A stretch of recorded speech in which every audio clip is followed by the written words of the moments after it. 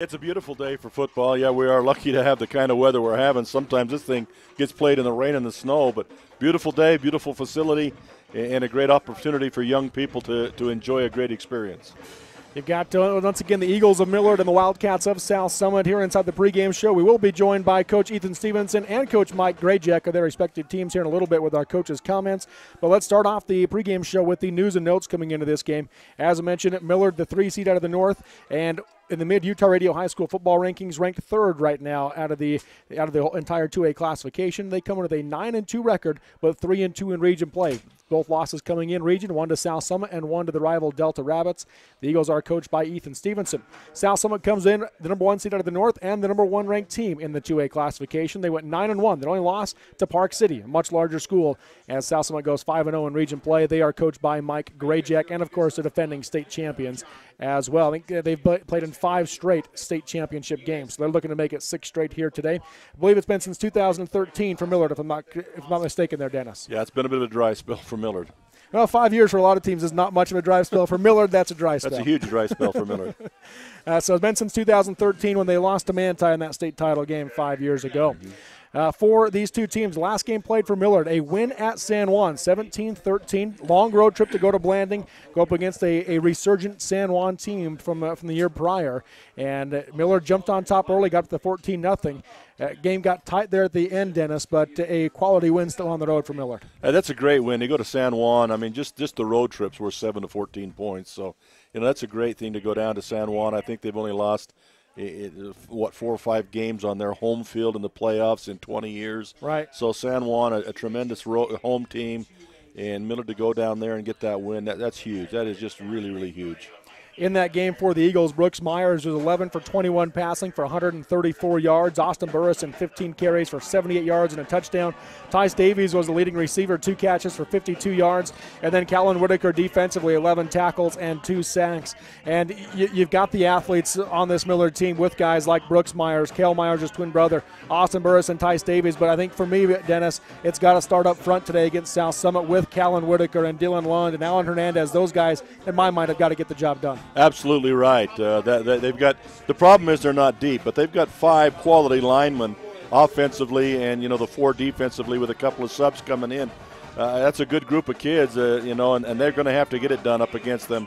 They're going to have to move it to get the running game going, give him protection in the pocket, give him time to open those receivers up. So it really does. It goes without saying, the line makes the team. Absolutely. Last game played for South Summit was in the quarterfinal win against Enterprise, 35-19. Kel Atkinson was 19 of 31 passing for 370 yards, 3 touchdowns, and he did throw 1 interception. He was also the leading rusher in the game, 5 carries for 111 yards and 2 touchdowns, and that's part of what makes him so dangerous. Not only is he probably the best throwing quarterback in 2A, but he can move as well on his feet. Well, yeah, that spread offense and that RPO that these teams are running nowadays, you've got to have an athlete back there that can make things happen in a lot of different ways, and he is. Leading receiver last week for South Summit was Jared Danzy, 4 catches for 85 yards and 2 touchdowns. No defensive stats available from that game. The last time these two teams met a few weeks ago in region play, and it was all South Summit. 47-6 was the final. That was in canvas. In that game for Millard, Brooks Myers was just 12 for 28 passing for 158 yards. He did throw 1 touchdown, but also 1 interception. Austin Burrison was leading rusher, 13 carries for 53 yards. Sam Marshall had a good game, 6 catches for 137 yards and a touchdown receiving-wise. And then Jaden Cranny was leading defender in that game, 6 tackles and an interception for Millard. In that game for South Summit, Kel Atkinson was 25 of 47 passing for 417 yards, 4 touchdowns and an interception. Again, the leading rusher for 9 carries for 56 yards and a touchdown. Jerry Danzy, the leading receiver, 13 catches for 194 yards and 2 touchdowns. And then Bruce Mitchell defensively had an interception for the Wildcats. Dennis, what needs to change from that first time around here for Millard?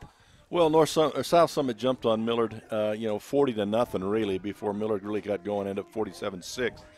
But I think really for the Millard Eagles, what they've got to do, and I think your coach Will Stevenson will kind of point it out too. They've got to force South Summit into 5-yard, 3-yard chunks. They can't give the big play. They can't give the explosion. They can't give the streaks to them. They've got to make them work for every down and every yard. And maybe because teams that like those big plays sometimes will get frustrated if it's hard work. And I shouldn't say that, South Summit can't do that, but they're not used to it at this point.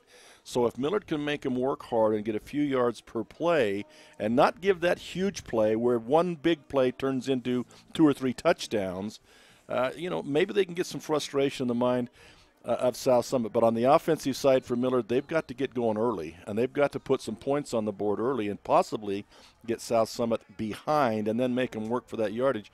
You might see them panic a little bit, and I think that's their possibility. That's their opportunity, is to do those two things. So we'll see if those opportunities come based off of earning those opportunities. They got to get her done. Yeah. And then measuring stick games on the year, Millard is 4-1 against common opponents. South Summit 5-0. The one loss for Millard was at Delta, 18-15. South Summit beat Delta 55-35. Other than that, it was Millard beating the North Region opponents and South Summit beating the North Region opponents. They've both played Enterprise. Millard, first game of the season, close win at home, 14-13. South Summit beat Enterprise last week, 35-19. It's sometimes fun to look at those common opponents, those measuring stick games, as you can call them, but really it still comes down to matchups with each team. Yeah, it really does. And what we can't take into account is when those games are played with those matches. That first few games for Millard, where Millard was struggling to find their identity. It wasn't until the Moab game when they really began to do some different things, forced by Moab's defense, that kind of opened up their offense and made it much more prolific, and they've done much better since. So, yeah, it's fun to look at, but regardless of what it is on paper, it's got to be played on the field. Take a look at some stats coming into this one. Millard's averaging just over 29 points per game and giving up 16.5. So winning by an average of about 2 touchdowns per game this season. South Summit, they're averaging 42 points per game and just giving up 14. So they're winning by an average of 4 touchdowns per game this season. We know the offense that South Summit has, and Dennis, you can correct me if I'm wrong here, but I think if you try to get into a shootout with South Summit, you're going to lose. I think so, with the athletic ability they've got, and Millard's got some too, but no, you can't get into a shootout with them. And you take those stats defensively for Millard, you take out the 47 points that South Summit scored the first time around. Yeah. They're down around 10 points a game, and they played well defensively. They really have. But you can't get into a shootout with South Summit. That's what I'm talking about. Millard's got to take some time off the clock when they've got the ball, and then they've got to force South Summit into long, sustained drives, not quick hitters. Yeah. And you can look at the other stats here to showcase their offense. As Millard is averaging just over 315 yards per game, 184 passing, 131 rushing. Pretty good balance there. South Summit, though, by far the highest in 2A. 475 yards per game is what they are averaging. Over 360 passing and 114 rushing per game so far this season. Leaders on the year for Millard, Brooks Myers at quarterback, 155 of 274 passing for over 2,000 yards, 2,009 yards. He's also got 21 touchdowns and 11 interceptions this season. Austin Burrison is 175 yards away from breaking the century mark in rushing yards, 145 carries for 825 yards on the season and 11 touchdowns. Kel Myers, leading receiver, 54 catches for 603 yards and 6 touchdowns. And then Dylan Lund, 89 tackles, leading the way defensively along with 4 sacks. And I think that's, again, we talked about already, that defensive line for Millard is going to be key, led by Dylan Lund. Yeah, and you get South Summit with the big kid in the middle of their defensive line, big 6'5" Mitchell kid. They're going to have to neutralize that and be able to overcome that defensively and get in that backfield and put some pressure on that quarterback while covering lanes, because, like you said, he'll take off and go on you, so you got to cover all lanes. Leaders for South Summit, Kel Atkinson, 191 of 291 passing for 3,147 yards, and he did not play in all 10 games this season. Didn't play against Beaver. 33 touchdowns compared to 7 interceptions. He's also leading rusher, 54 carries for 362 yards and 5 touchdowns. Jared Danzy, 74 catches this year for over 1,100 yards, 1,112 yards, 12 touchdowns. These are numbers you just don't see in 2A football. No, and again, that's why you can't get in a shootout with them. Right. You're exactly right. Hagan Miles leads the way defensively, 76 tackles. He also has 3 interceptions this year.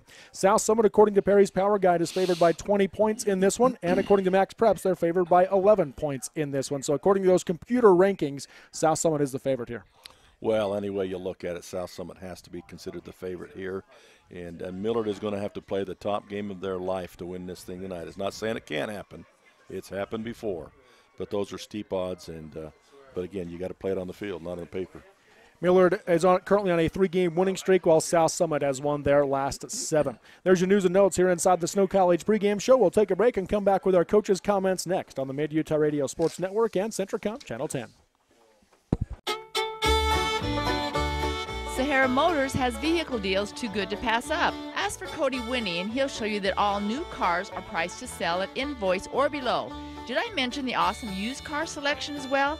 Oh yeah, I just did. Get your vehicle running the way it should with Sahara Motors' team of Ford and Chrysler certified vehicle technicians. Newsflash, service techs from all over the state call the Sahara crew for help. So cut out the middleman and bring it to the source. Sales or service, Sahara Motors in Delta leads the way.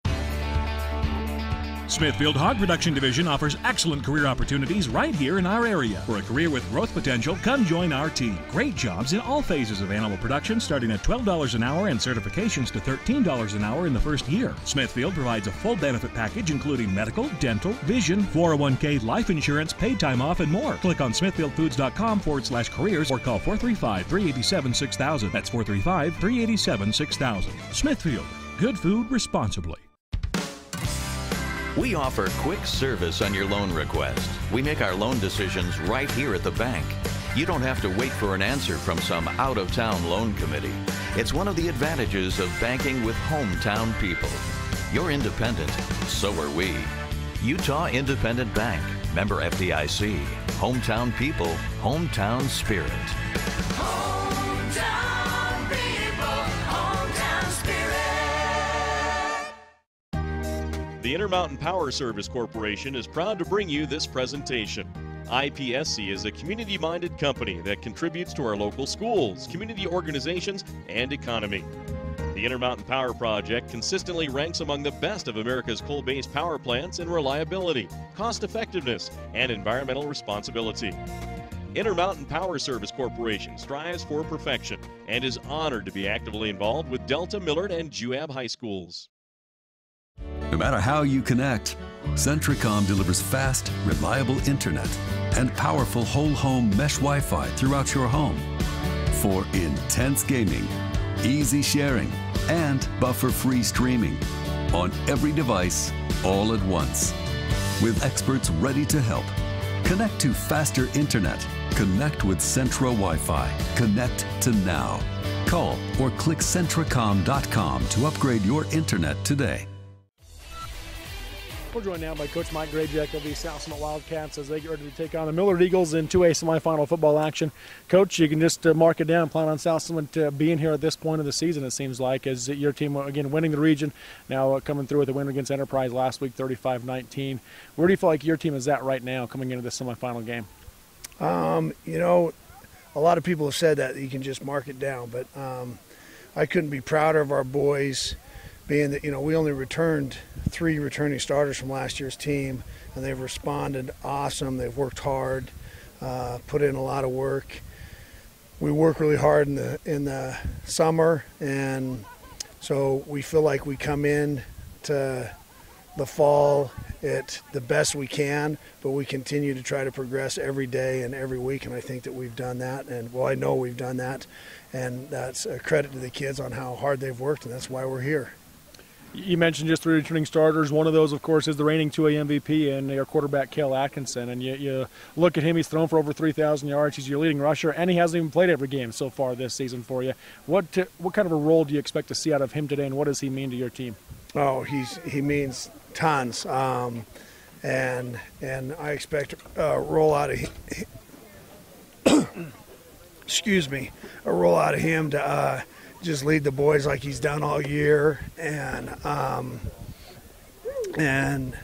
you know, just do what he does. He's a competitor and he's a player. He loves his teammates and just compete. I haven't talked to you since the media days, Coach, but go back to that time and the 2A North, we seem to consistently talk about line play. I think you've got probably the two best lines in the 2A North here today going up against Millard. How crucial is the line play going to be in this one? It's huge. I said that in an interview last week that Millard's big up front and they're good, and we've tried to get it to where we're platooning our offense and defensive lines so that they're not playing very much both ways, and it's very crucial to protect Kel, and then when we do run the ball to get the run blocks, and then to stop Millard's dual threat quarterback, and their running back is phenomenal. And so they've started to pass a little bit more as of late, but they can run and throw. We watch them on film, and the kids say, "Coach, they look like us." So, we've got a big task at hand. You've already played them once this season, beat them 47-6 on your field, and pretty well handled them in that game. What do you need to tell your boys? What do you tell your boys to make sure they don't get complacent thinking this is going to be an easy one? Oh, I've been on their butt.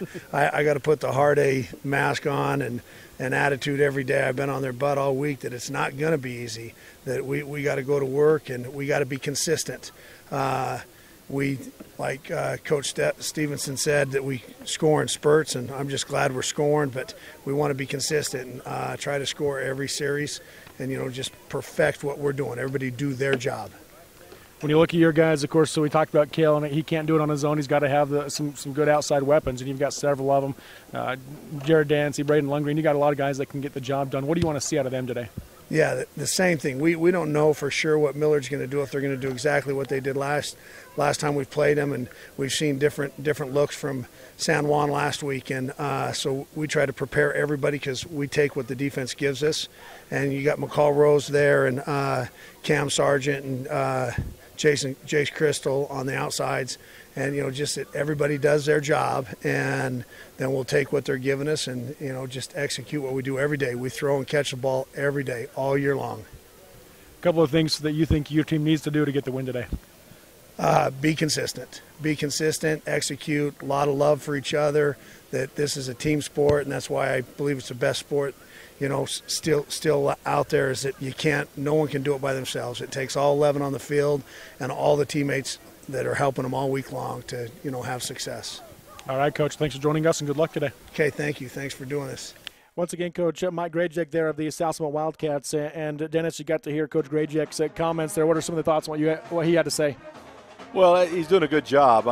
He could take the attitude that, we're a much better team than that, we're okay. But he didn't. He's still stressing fundamentals, and he's told his kids what has to happen, to get this victory over Millard, because Millard does have the ability. If they let down, Millard could get could give him a heck of a game here. And so he's very wise in what he's doing, very wise in what he's saying, and he's right. He's got these kids who got to step up and continue to play at a different level even than they played before. And I think he's doing a good job from what he said with his pregame prep. This is the Snow College pregame show. Snow College has a 73% successful transfer or graduation rate with an average class size of 20. Visit snow.edu. We'll take a break and come back with our coaches' comments with Coach Ethan Stevenson of the Millard Eagles. That's next on the Mid-Utah Radio Sports Network and Centricom Channel 10. Looking for an affordable education? Come check out Snow College. Snow has the lowest cost tuition and housing in Utah. In fact, you can live in student housing for less than staying in your parents' basement and attending a university. At Snow College, it's all about you, where you get an individualized education and one-on-one time with your professors in very small classes, even as freshmen taking general eds. Come check out Snow College and see why it's one of the best two-year schools in the nation at snow.edu. School is back in session, which means cold and flu season isn't far behind. Service Drug in Delta and Fillmore has flu shots available, and most insurances pay 100% of the cost. Service Drug also offers immunizations for shingles, pneumonia, whooping cough, and others upon request. So don't let the flu leave you on the sidelines this winter. Stop into Service Drug in Delta and Fillmore today to get your flu shot. Again, it's not too late. Get it today. And remember, it's service first at Service Drug.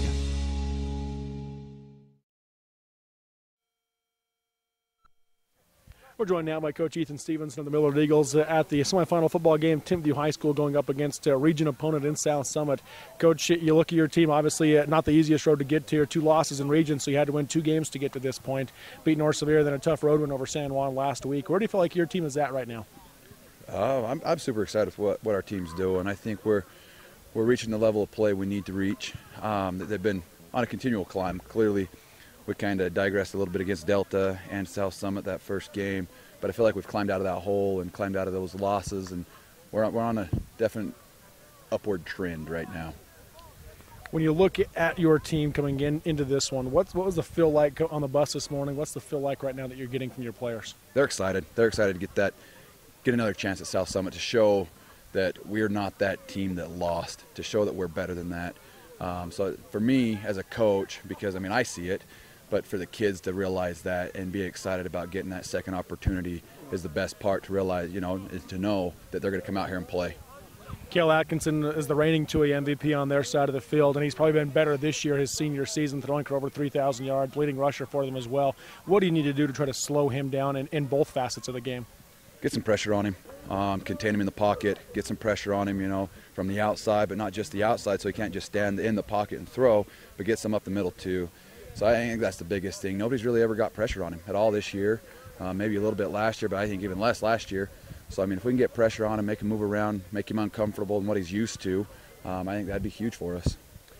You mentioned this morning on the Saturday morning quarterback that you need to make sure you establish the run today. Who do you look at and say, it's got to be these guys that make sure we get that done? Our offensive line, our O-line, they're going to make holes. I'm super excited for them to play and for them to show what they've got. We've been riding behind them all year long. They've been our leaders. They've been the guys that have won the games for us. So if they get going and they're making those holes, I know we can establish that run pretty easily with them. You mentioned that your group of guys want to make sure they can show people that this isn't the team that lost 47-6, and you don't want that to happen again. How do you also make sure that mentally they really are ready for that, and you show them on film that, hey, this is what we could have done differently?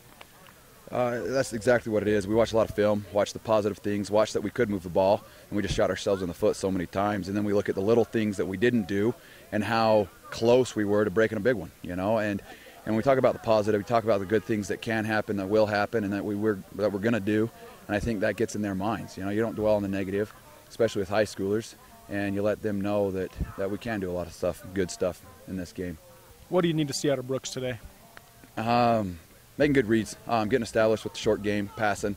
Looks like South Summit tries to take away the deep ball, so we can establish those short passes. Him making the reads on our RPO game, and just confidence. Him feeling comfortable in there is huge for him. You can see it when we've won big. It's been him. Him being confident, him not second guessing a throw, not second guessing a read, and then we've talked about that, and I feel he's ready. We've already talked about your offensive line, of course, making sure they get the holes open. But what does Austin need to do when he has the opportunities to carry the ball? Hit that hole hard and fast. There's no dancing in the backfield. As soon as he sees that hole, he hits it and goes, and just looking to run people over. They've got multiple receivers that have over 500 yards so receiving this season. They've got a lot of weapons on the outside.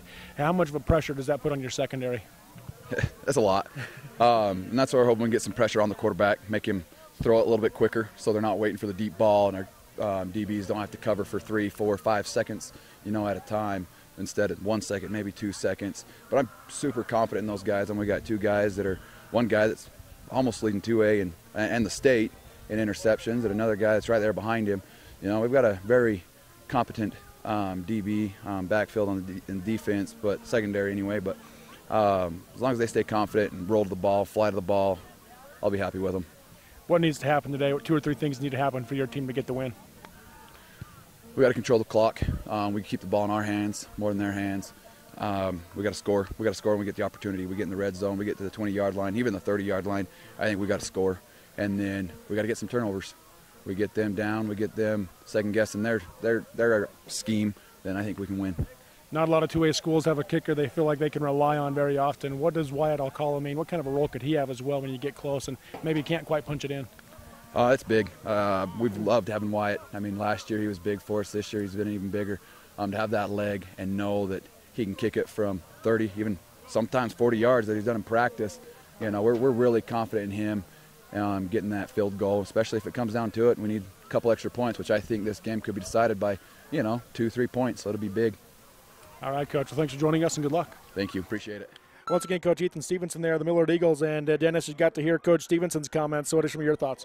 Well, it's a little bit we were talking about before the game started, what we were talking about in the pregame, and I agree with it. I also agree that they have moved steadily upward during the year, and even the loss to Delta I thought was a great as disappointing as it was and how it put us in this bracket instead of the other, it was a great learning tool and really helped them on their season, because at that point they were 4-0 and they were feeling full of themselves, and it really knocked them back down, and they really got serious again.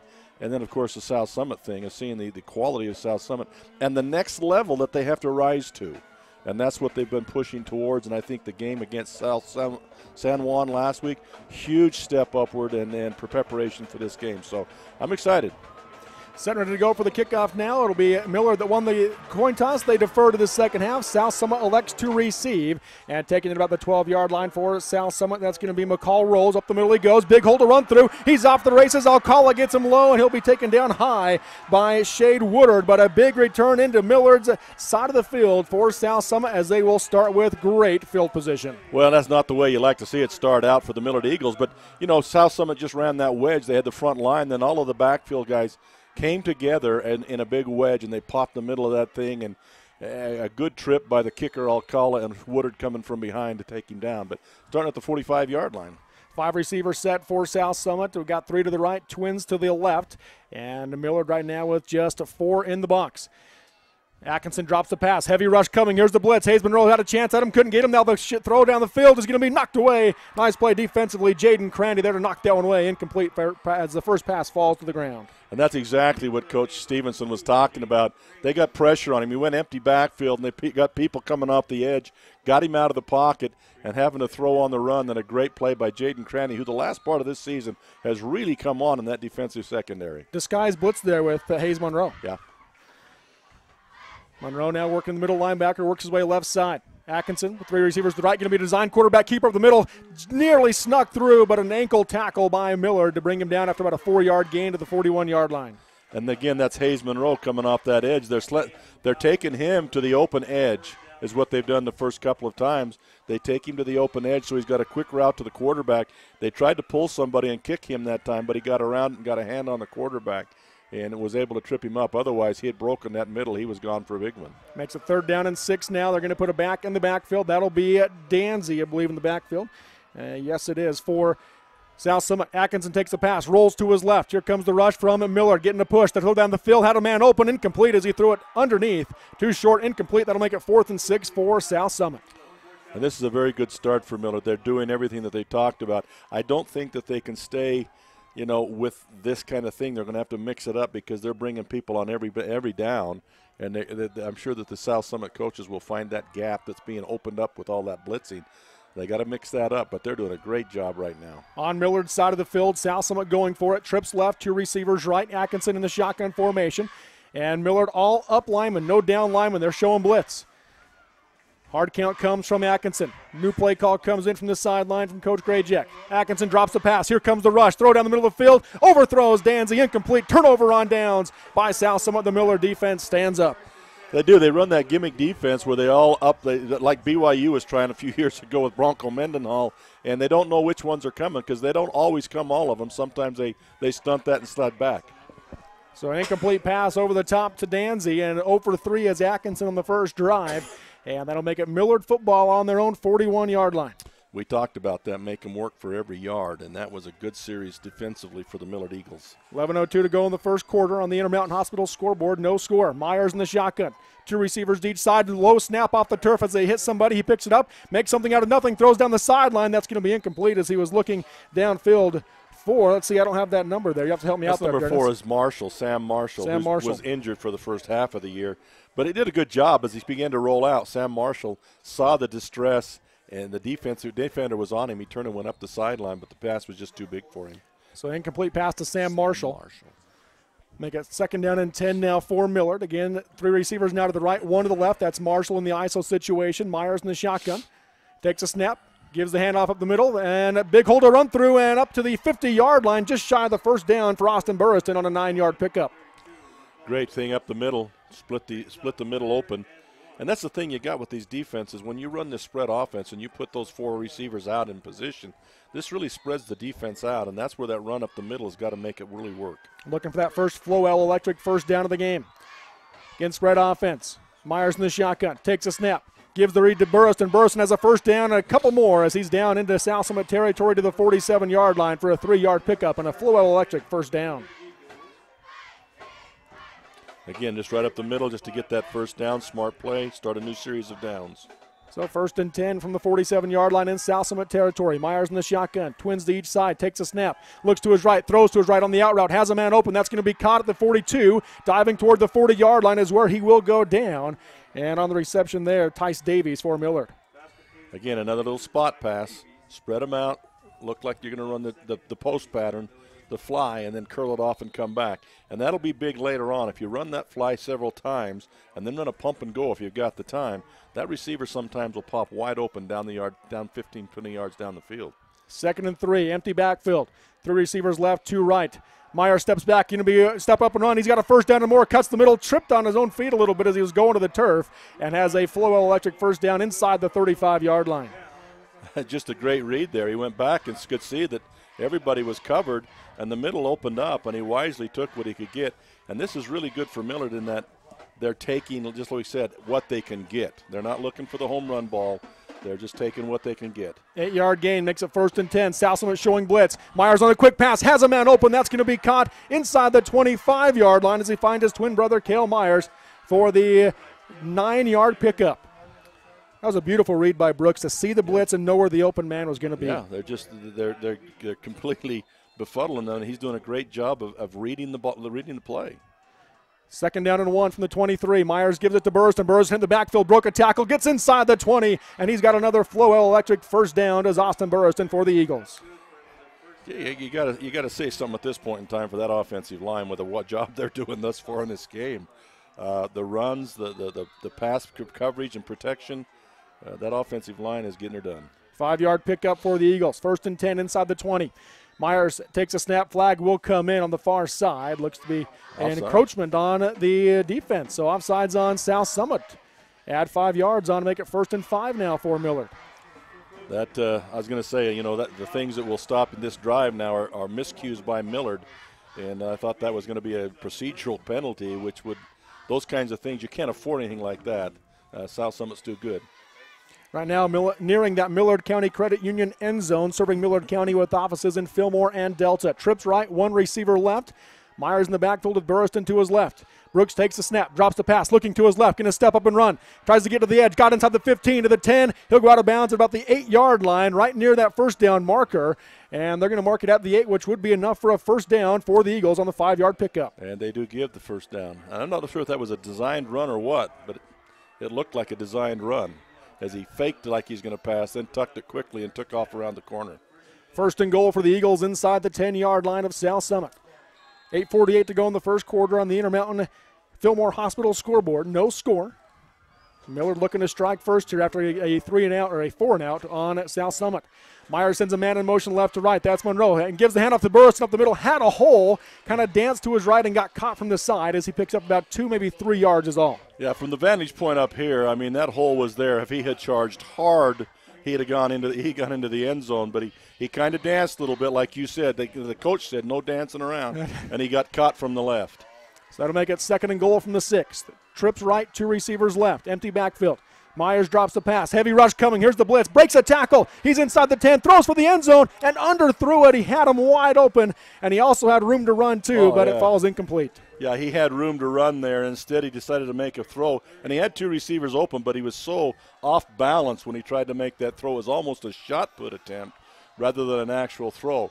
But I think he could have got close to the goal line, if not in, had he run the ball. Yeah, that might have been the first bad decision he's made all in this whole drive.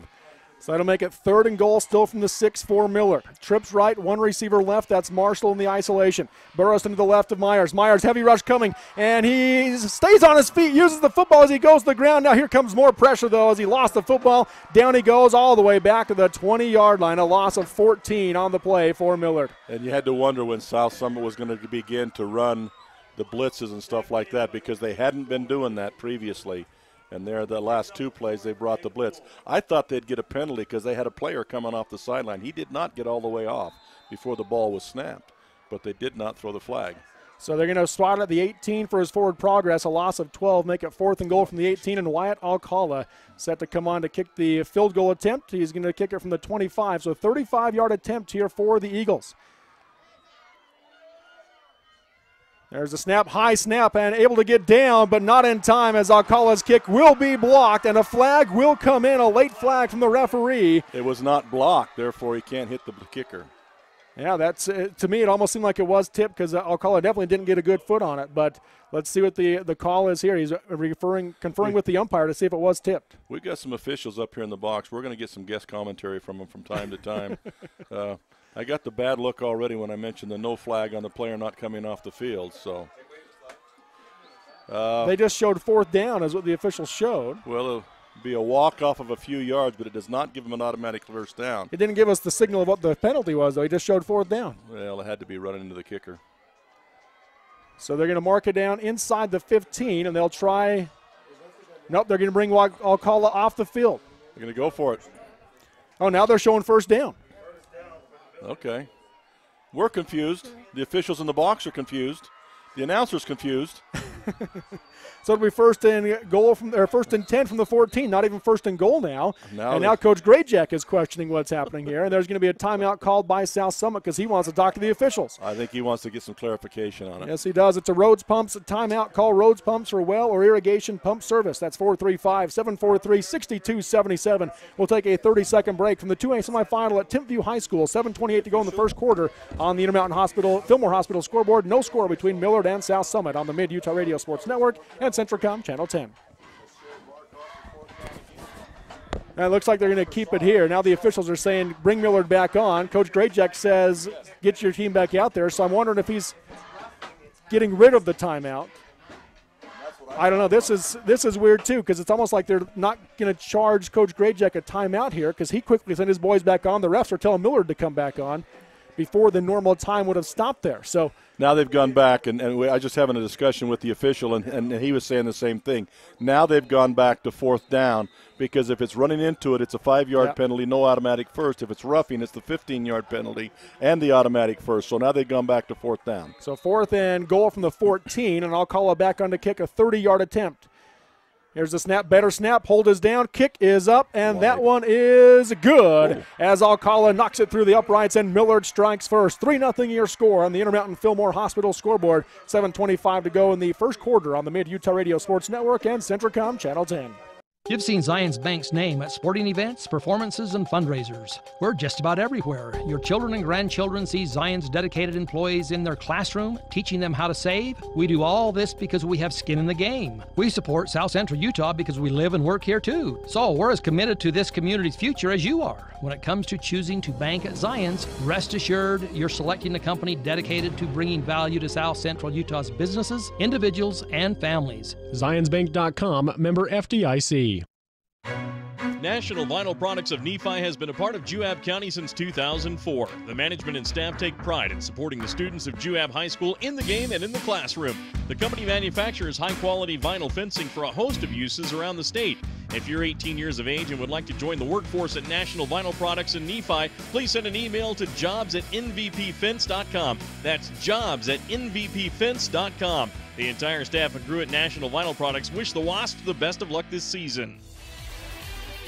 And South Summit will receive on the kickoff, coming the other way. Big hole to run through for Rose, and he's off. Wyatt Alcala, the only man to beat. Alcala got a hand on him and not able to get him down, but eventually forcing him out of bounds was Owen DeGraff and Reed for Millard, but another huge kick return for South Summit, and this time they're down right in the red zone at the 20-yard line in Millard territory. We talked about the big plays, and that's the second time their kick return has been extremely effective. And Alcala doing a good job of slowing them down enough that other people can make the play. But, boy, you can't give them that kind of field position. That's what we talked about earlier. There's got to be long drives and make them work hard. Don't give them those big plays. 3-0 Millard. Trips left for South Summit. Two receivers stacked to the right. Atkinson in the shotgun formation. Danzy, the inside receiver, to the left. Hayes Monroe showing blitz. Here comes the corner blitz from Monroe. Throws to the right side. Had a man open. That's going to be caught by Lundgren. He'll step out of bounds at about the 15-yard line for a pickup of 5 yards.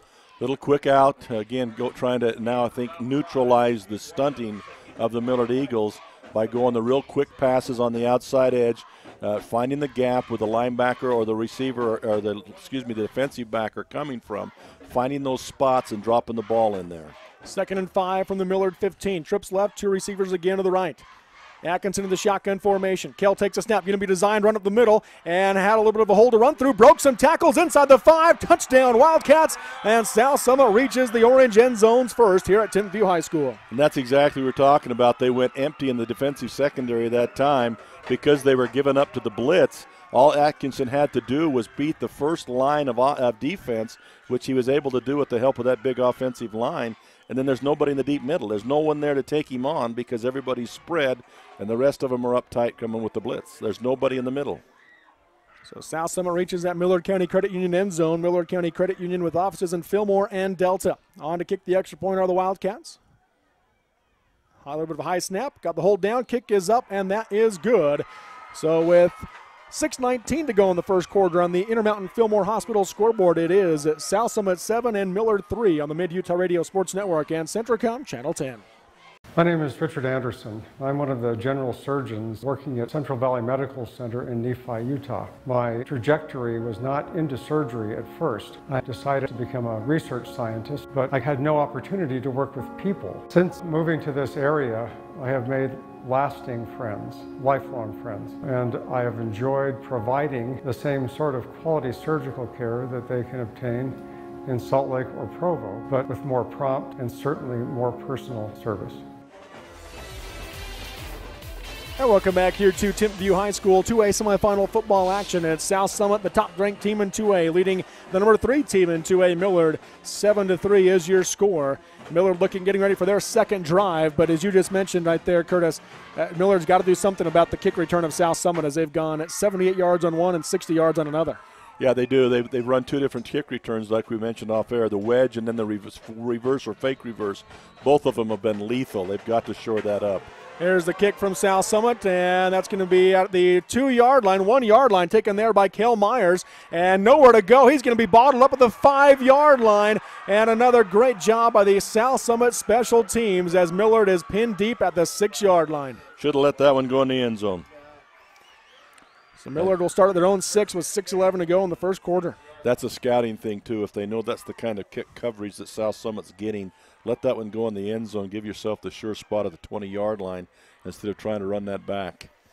So 1st and 10 from the 6 for Millard. They had a good opening drive. Stalled inside the 10-yard line for a 30-yard field goal is how they ended it, but got right down there near the Millard County Credit Union end zone. It's a chess match. Now, you know South Summit's made some changes on defense. Millard's got to read it and make the plays. Twins to each side. Burris to the right of Myers in the backfield. Hard count from Brooks. Brooks takes a snap, drops the pass, 1 step into the end zone. Pump fake, steps up to run, has a hole, got inside the 5 to the 10, 15, break another tackle to the 20 and slips at about the 17, 18-yard line. He had some room down the sideline, but on the turf he slips and goes down after a first down run. Good read, found the outside. I think he was waiting for the pass to develop deep. He had Kel looping on a circle route to the outside going deep. Just didn't have time to set up and throw it and got some yardage out of it. That was a smart move. And if you're not used to playing on turf, sometimes it's tough to get your footing and figure out the footing. Yep.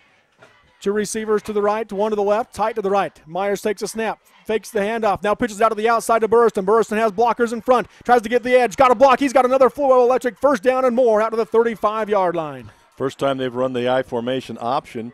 Nice read to the fullback, pulls it out, goes outside the end, and then pitches it quickly outside to Burriston, who gets another 12, 15 yards. That's a nice option play. 5 carries for 35 yards in the game for Austin Burriston at this point. And that's another Flow Electric first down. Proud to support the athletic and academic endeavors at Millard High School. That's Flow Electric. 2 receivers left, 1 right, I formation. Myers under center, takes a snap, pitches it out quickly to Burriston. Burriston trying to wait for the blockers, got hit, broke a tackle, steps up across the 40 to the 42-yard line. And another nice gain on first down for the Eagles. Good job of waiting for the blocks to develop. Hayes Monroe at the fullback position in this formation, and he was able to make the block and seal the outside. He cut back inside it, and that's one thing Burriston does do extremely well if you watch him. He likes the cutback, and sometimes he'll give up a hole on the outside to cut back inside, and he has great vision back in there. Trips right, 2 receivers left. Empty backfield for Myers. Myers drops the pass, looking to his left, steps up, and made a move across the 45 to the 50-yard line as he broke a tackle. He's got another Flow Electric first down into South Summit territory to the 48. He's just not getting a lot of time to throw, and thankfully so. But you see, South Summit is doing a lot the same thing we talked about in Millard, is they are spread out so far, especially in the empty, that there really is no one in the middle. And so if you get through those linemen, you've got room to run. You've got a good 10 yards at least. 1st and 10 for Millard from the South Summit 48. Trips right, one receiver left. Here's the handoff to Burrowston. Burrowston cuts the right side, tries to make a move, nowhere to go, stays on his feet after about a 2-yard gain down to the 46-yard line is where he'll go down. Got caught from behind. I didn't catch the number, but he got caught from behind, and it slowed him down just enough. Looks like number 12 puts a hand on him from behind, slows him down, and the hole closes before he can get himself into it. Laurel Fitzgerald there making the play for South Summit. 2 receivers to each side. Myers looking to his left, throws on the slant route to Marshall, and I don't know what, some miscommunication there. Marshall, I don't think, was planning on the ball coming there as it sails over his head. Could have been nearly picked off. Yeah, you got to be a little brave there. You got to stick a hand up, even though you know you're going to get whacked because that defensive man's coming in there strong. But you got to stick a hand up and try and catch that ball across the middle. Defensively, Hagan Miles there for South Summit at that linebacker position was ready to lay a licking on Marshall. Had Marshall come down at the football. I formation again. Myers under center. 2 receivers right, 1 left. Gives fakes to the up back. Goes the other way. Has to pitch it out to Burrowston, who went the opposite direction. Burrowston gets across the 45. Broke a few tackles down to the 42. But that'll make it 4th down on about 4 now for the Eagles. And I think if you watch on the replay, this is one of those times where he sees that and comes back inside against the grain when he's got a world of the territory outside. And there's nobody out there. And he's got a blocker. So that was one time the cutback didn't help. Yeah, 4-yard pickup for Burrowston. Decision time for Coach Stevenson here at the South Summit 42, 4th and 4. Looks like he's going to go for it. Putting all the cards on the table. 3:36 to go in the first quarter. 7-3, South Summit leads Millard on the Intermountain Fillmore Hospital scoreboard. Look for a long hard count to try and draw him off. 2 receivers to each side, 1 back in the backfield. That's Burrowston, and Coach Stevenson wants to talk about it. Timeout called. I think he had the time clock running down. Oh, yeah, they did take a long time in the huddle. So a Rhodes Pumps timeout. If it has to do with pumps irrigation systems, check first with a company with the latest training. Call Rhodes Pumps at 743-6277. We'll take the break on the Mid-Utah Radio Sports Network and Centricom Channel 10. Looking for an affordable education? Come check out Snow College. Snow has the lowest cost tuition and housing in Utah. In fact, you can live in student housing for less than staying in your parents' basement and attending a university.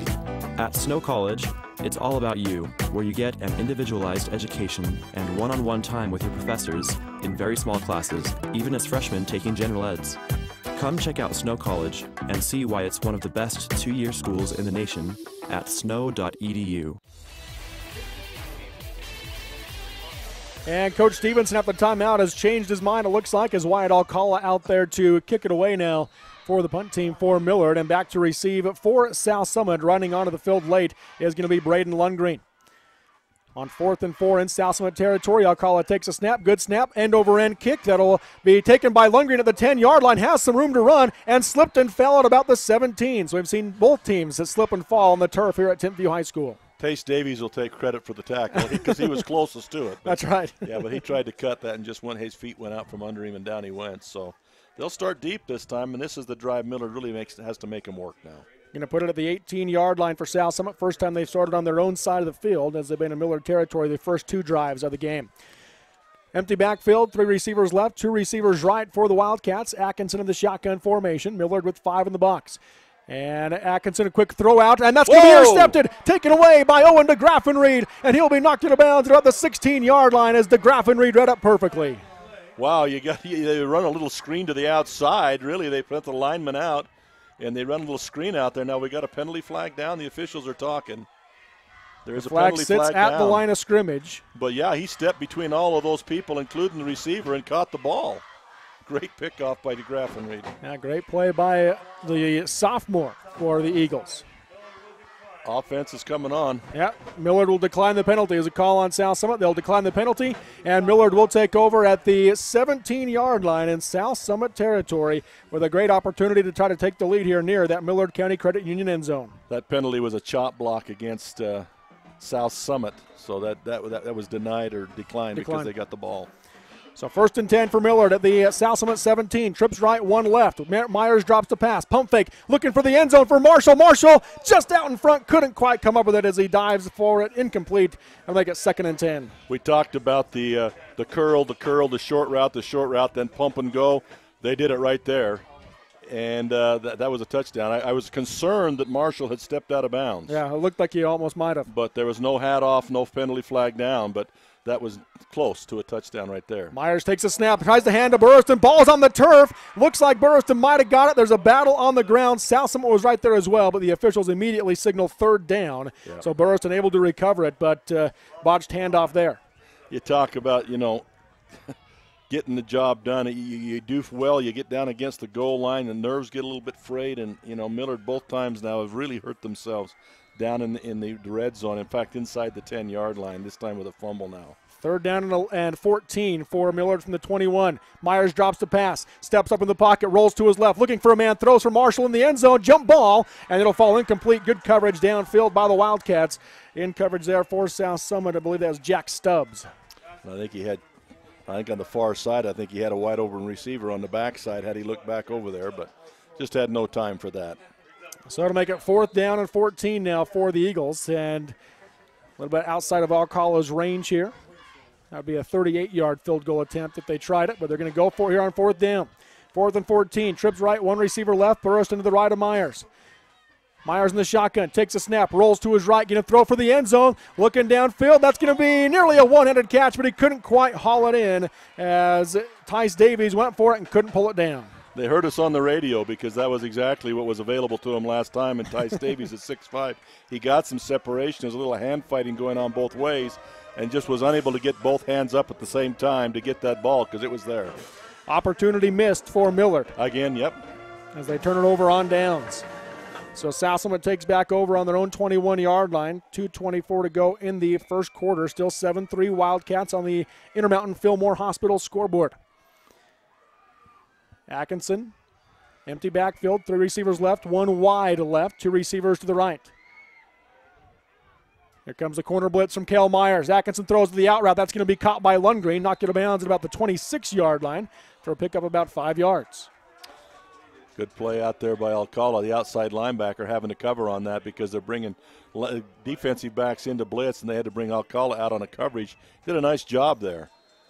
So 2nd and 5 from the 26-yard line for South Summit. Trips left, 2 receivers right. Again, 1 receiver very wide left on the far side of the field. Atkinson in the shotgun formation. Again, showing corner blitz. Here comes Monroe. Monroe giving pursuit. Has him wrapped up, and he'll take the sack. Will Hayes Monroe inside the 20-yard line of the 17. Good job off the backside, and again, they're trying now. Millard's trying to disguise their blitzes. They're waiting for the count to start, and then they're moving, so he can't change the play. And so they're rotating into different blitz looks and packages after the count has started, and Atkinson cannot change the play at that point in time. Loss of 7. They're going to put the forward progress at the 19-yard line, so it's 3rd and 12 now for South Summit's offense. The receiver split wide left for South Summit's been Jace Crystal. Now he's going to bring him in tight. So trips tight left, 2 receivers to the right, empty backfield. Atkinson in the shotgun formation. 1 safety over the top. Atkinson drops the pass. Here comes the rush, gets hit, throws down the field, has a man open, and couldn't hold on. As he went to the turf, it slipped through his fingers. That was Jared Danzy, and it falls incomplete to make it 4th and 12. And the defensive back out there bit that bullet, and lucky that wasn't caught because you have to look when they go that bunch route. You got to watch for somebody coming from the outside, wheeling outside and down that sideline, and that's exactly what he did, and got beyond the defensive back because he was looking inside. Looks like South Summit's going to go for it on 4th and 12 in their own territory at the 19-yard line. Trips left, 1 receiver right. And a wing back to the right. Snap goes to Atkinson. He's just going to punt it away. So Atkinson punts that one away across midfield, and it'll be bouncing at the 45-yard line and roll inside the 40 down to about the 36-yard line is where it will be. Touchdown for the Millard Eagles as they take over on their own 36 as they force a 3-and-out by South Summit. The look to go for that. I'm sure Coach Grajek has total confidence in these boys, but no coach. We did see Coach Sataki do that a couple of years ago. Yeah, well, it didn't work. No, that's why you don't down there. So Millard takes over at their own 36-yard line, 1:14 to go in the first quarter on the Intermountain Fillmore Hospital scoreboard. Trips right, 1 receiver left, Burris in the backfield. Myers fakes the handoff, keeps it himself, and got tripped up as he dove forward. He's going to pick up about 2, maybe 3 yards on the carry as he got tripped up in the backfield. Well, the handoff situation actually got drugged forward because Burriston wasn't going to let it go. and he kept trying to pull it out, I think, and go outside, and he just kind of got pulled forward. 2-yard pickup for Myers. Make it 2nd down and 8. 45 seconds to go in the quarter. Kel Myers switching from the left side to the right side. So trips right, one receiver left. One back in the backfield. That's Burrowston to the left of Brooks Myers in the shotgun. Myers drops the pass, looks to his right, throws to the right on the out route, has his brother Kel, and a flag sits down in the area of a hold from the umpire. Hold or chop block, maybe. Yeah, going to be a pickup of 6 yards if it stands out to the 44-yard line. The flag sits at the 37. That's usually in the area of a hold, a chop block, or some hands to the face. And it will be a hold. So that'll march them back. It'll be a loss of essentially 11 yards as they mark it off from the spot, which was a yard deep in the backfield. So it'll take them back to the 27-yard line. Well, now he can't decide. Now he will go. So back to the 27. First penalty of the game on Millard. Cost him 11 yards. That'll make it 2nd down and 19 for Millard. But these things starting to stack up now. You just can't do these kinds of things against a good team. Right. The fumble, but they recovered it. The indecision on the goal line, the penalty there. Those got to be clean. Quick hitch route to Kel Myers. Got hit. You're going to dive forward for a gain of about a yard is all to the 28-yard line. Make it 3rd down and about 18. Quick bubble screen to the outside, and just nothing there. South Summit has good team speed, too, we might mention. And they're quick to the ball. Just 3 for 9 now passing is Brooks Myers in this game. Time is. Yeah, first quarter has come to an end. It'll be 3rd and 18 when we come back on the Intermountain Fillmore Hospital scoreboard. It's South Summit 7, Millard 3 on the Mid-Utah Radio Sports Network and Centricom Channel 10.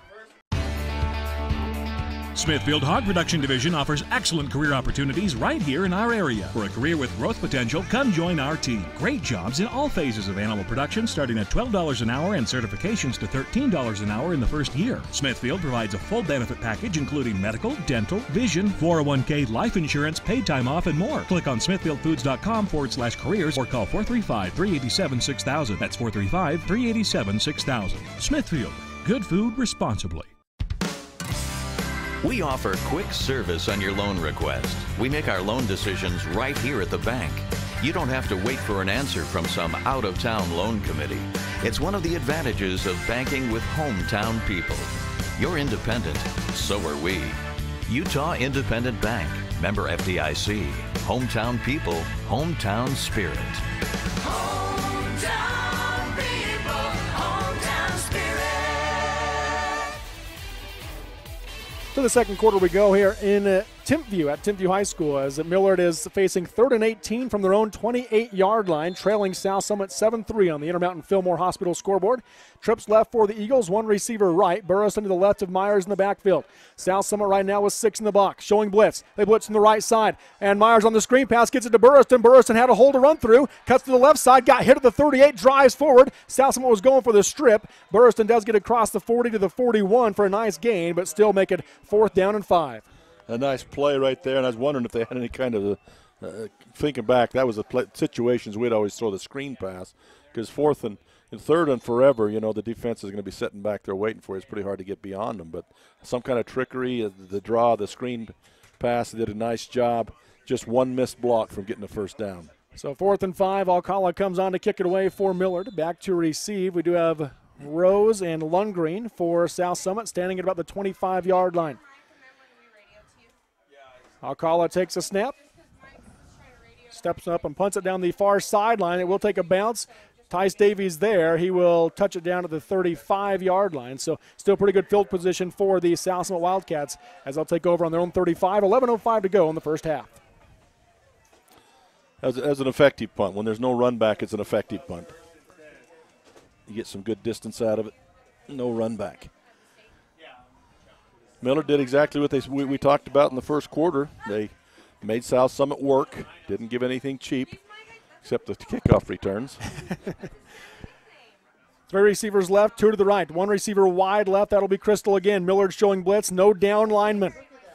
Once again, a rush blitz here, possibly coming from Millard. Atkinson in the shotgun formation. Takes a snap. Here comes the blitz. Throws the quick hitch route to Danzy. Danzy trying to get the edge. Got a block. Kel Myers tries to meet him to the sideline, and Myers able to spin him out of bounds with the help of Jaden Cranny after a gain of about 4 yards to the 39. And I think that was an adjustment at the line of scrimmage when Atkinson saw, or the quarterback Atkinson saw the blitz coming and all that confusion. Now they got 4th down on the down box. I don't believe it's 4th down. It is just 2nd down. 2nd down and 6 for South Summit. Now they change the down box. Millard again showing blitz. Trips left. On the short side of the field, the flag will come in. The umpire and the side judge call the flag. False start on South Summit. That'll march them back and make it 2nd and 11. South Summit was trying to make Millard jump, and they were jumping around, but they weren't going off sides because they're in that stand-up 2-point position.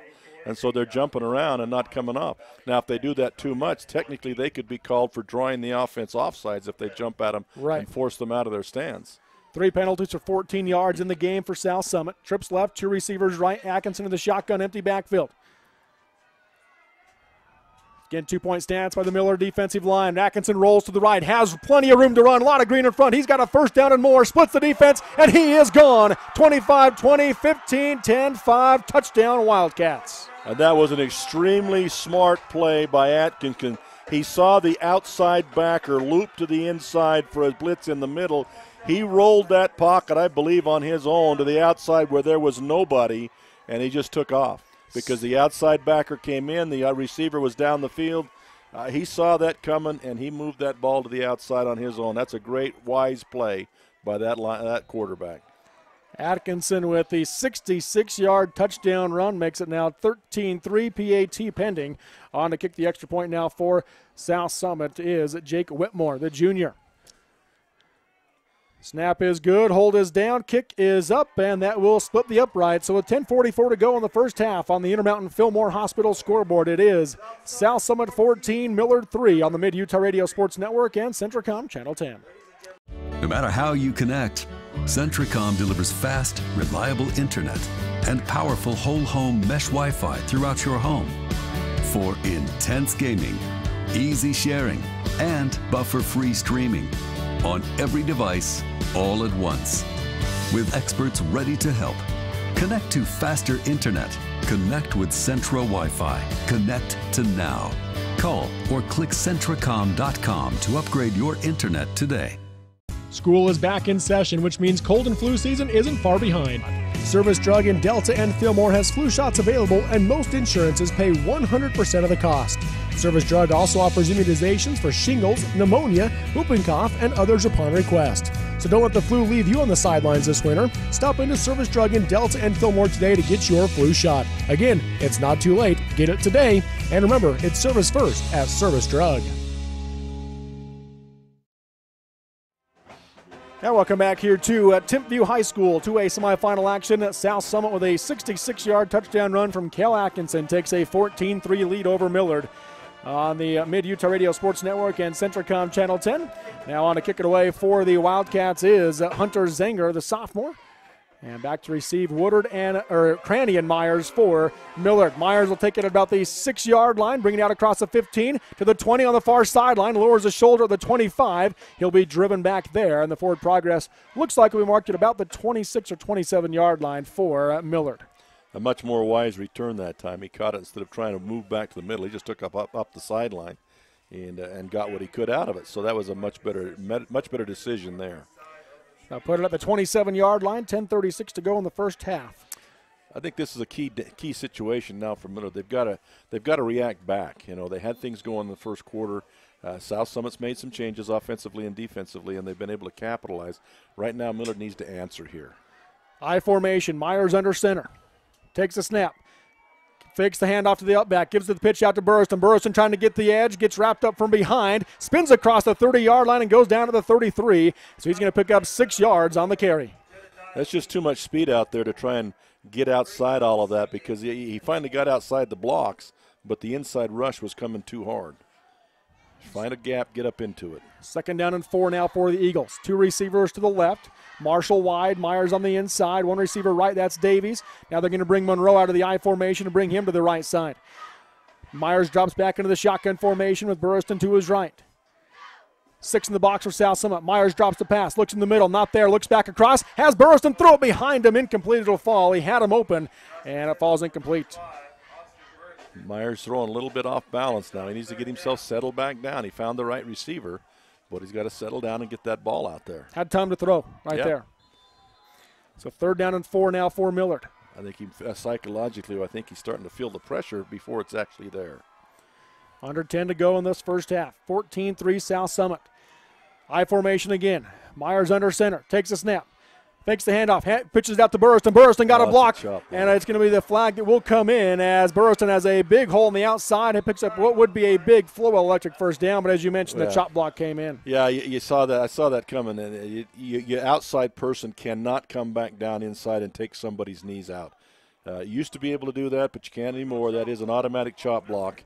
And you just can't do it. They've done that to save the knees, ankles, and thighs of the young people in high school. And I really don't think that he needed to. Any block there at all would have got Burrowston the hole he needed. Face up, get your hands on. That would have done the job. And so Coach Stevenson talking to his team a little bit as they marched that back. They marched it back from the 33-yard line. And they're going to take it back to the 18, it looks like. 15-yard mark off there. And again, against a good team, these are things it's just extremely difficult to overcome this kind of stuff. So to make it 3rd down from the, looks like the 19-yard line is where they spot it. They need to get out to the 37. So 3rd and 18 for the Eagles. 2 receivers to the left, trips right. Don't have enough defensive backs on the right side. Myers drops the pass, looking to his left, going to throw down the sideline. Has Marshall open, but overthrew him. It'll fall incomplete, and Coach Stevens from the far sideline throws his headset to the turf as it'll be 4th and 18. Yeah, he did have him out. He just had him out about 2 yards too far, but he did get behind the defense, Marshall, pretty quick. So the punt team back on for Millard after the big shot block penalty, and that'll make it now 4th and 18 as Alcala set to kick it away. Back across the 50-yard line are the return men for South Summit. No pressure for Alcala. Easily got that one away. Nice booming kick. Bounce at the 40. Takes a high bounce and just going to stay right there. And touchdown. Nice kick from Wyatt Alcala. Really was. Under the circumstances, it looked like it was going to give South Summit the ball inside the 50-yard line, but he was able to get that extra yardage out there. And taking that time because of no rush, he was able to let the coverage get down there too, so they couldn't field the ball. So 9:27 to go in the first half. On the Intermountain Fillmore Hospital scoreboard, it is South Summit 14, Millard 3. I think Millard needs to go back a little bit more base defense and bring the stunts and things occasionally and quit living by it. They're giving too many gaps. Myers on the blitz this time. Pass to the outside. That'll be incomplete as Crystal couldn't hold on to it. And it'll be 2nd down and 10. Good pressure there by Garrett Lund. Dylan Lund, excuse me. Garrett's his older brother. Dylan Lund. 2 of the top quarterbacks in 2A here today, Dennis, and you got Atkinson that's just 3 for 9 passing, and Brooks Myers that is just 4 for 12. That's the pressure of the defensive lines and linebackers putting pressure on them. 2 receivers to the right, trips left, 1 wide. That's going to be Crystal. Atkinson rolls to pass, looking downfield for Crystal, going to throw on the crossing route, and another nice play by Jaden Cranny diving to knock it away for the incomplete pass. Great play by Cranny, stepping in front, putting a hand on that ball. Carol Myers nearly got beat by Crystal on this outside, made a nice adjustment to take away that pass from Atkinson too. Miller doing a little bit better job now. They're not bringing the house every time on those blitzes. They're looking like it, but they're really only running one guy. He's trying to blitz one in there to help out off the edge.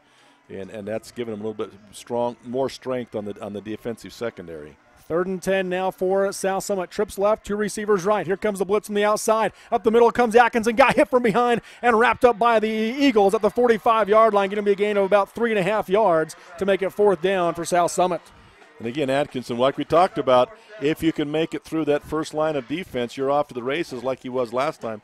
But he couldn't get through. Good job in the middle of that defensive line by Whitaker and Lund. Trips left, 2 receivers right. We'll see if Atkinson punts this one away or keeps it. They send Danzy in motion left to right. Hard count from South Summit. Millard nearly jumped, but they did not. He runs the hard count to see what the defense is going to do and where the blitz is going to come. Coach Grayjack calls timeout after the hard count didn't work, and it'll be a 4th down when we come back after this timeout. Brought to you by Rhodes Pumps. Call Rhodes Pumps for well or irrigation pump service. 743-6277. 14-3 South Summit leads Millard on the Mid-Utah Radio Sports Network and Centricom Channel 10. National Vinyl Products of Nephi has been a part of Juab County since 2004. The management and staff take pride in supporting the students of Juab High School in the game and in the classroom. The company manufactures high-quality vinyl fencing for a host of uses around the state. If you're 18 years of age and would like to join the workforce at National Vinyl Products in Nephi, please send an email to jobs@nvpfence.com. That's jobs@nvpfence.com. The entire staff and crew at National Vinyl Products wish the Wasps the best of luck this season. And we're back here at Timpview High School in the 2A semifinal game. In the other games going on right now, the 3A semifinal, no score between North Sanpete and Morgan at the end of the first quarter in that one. We'll try to get you a Parowan Duchesne score as well. Of course, coming up after this game here at Timpview is the second 2A semifinal, and that will feature Beaver and Grand, also right here on the Mid-Utah Radio Sports Network and Centricom Channel 10. 4th and 6 for South Summit. Trips left, 2 receivers right. Kel Atkinson sends Danzy in motion left to right. See if they're going to kick it away or go for it. Atkinson drops the pass, throws across the middle, and it's dropped. Danzy had it in his hands and couldn't hold on. Jaden Cranny delivered the hit as the pass came knocking loose. Well, that's a huge decision by Coach Grajek to go for that. Their defense is playing well enough right now, but they give Millard excellent field position at the 44-yard line. And you're right, Danzy was there, but bobbling the ball and then the hit by Cranny knocked it completely loose. So great break for the Millard Eagles. Now they got to take advantage and make a statement here. 1st and 10 from inside the South Summit 45-yard line. Trips right, 1 receiver left. Myers in the shotgun, takes a snap, gives to Burrowston. Nope, kept it himself as he pulled it out, had the edge on the outside, and he's going to pick up about 5 yards inside the 40-yard line before being brought down there by Jack Stubbs. That's a nice decision. He faked everybody out by that fake to the fullback and then pulled it out and took off. And a touchdown saving tackle by Stubbs. Going to mark it just inside the 40. Got a 5-yard pickup for Myers. They get second down at about 5 yards.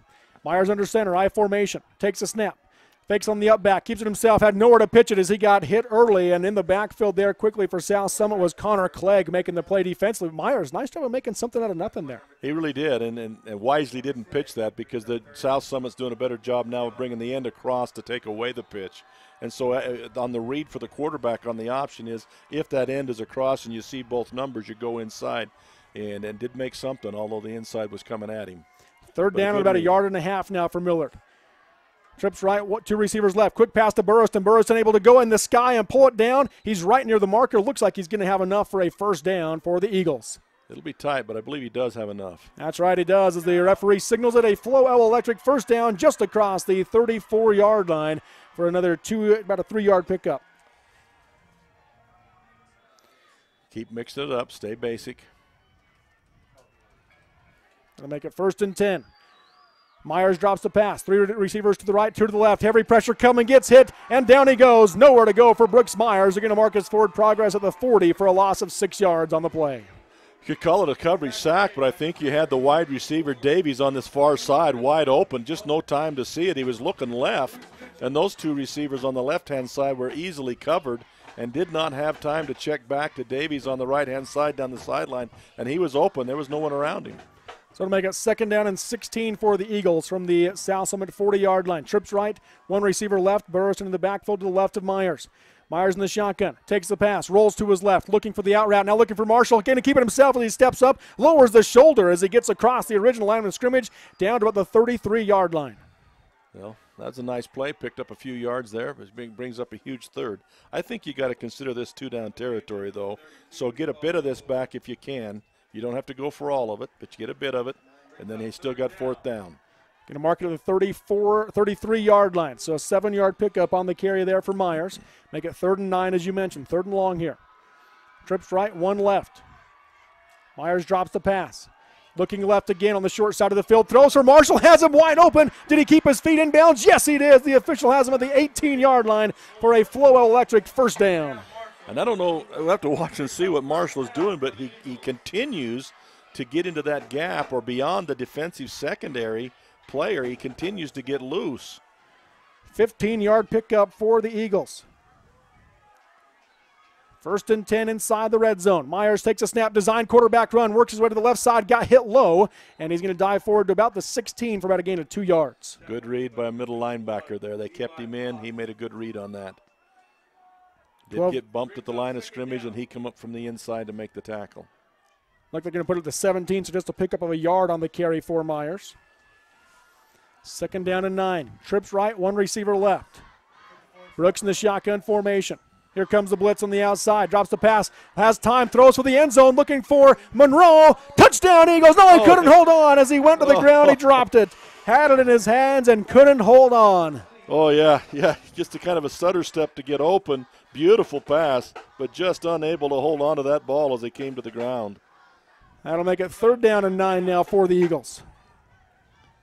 Brings it in, and just as his elbows hit, he never does have complete control. And the ground can't cause the fumble, but he never had complete control. It can cause the incompletion. Yeah, it can cause the incompletion. 3rd down and 9. Trips right, 1 left. Myers again in the shotgun formation. Drops the pass. Looking across the middle. Now works his way to the left. Looking for Marshall in the end zone. Jump ball tipped away. As knocking that away for the Wildcats was Jack Stubbs. It'll be 4th down for the Eagles. A little bit of a desperation pass out there. Again, he had little brother Kel in the slot. Davies and Monroe had both gone deep, and he had Davies in the slot and could have caught the pass possibly for a 1st down.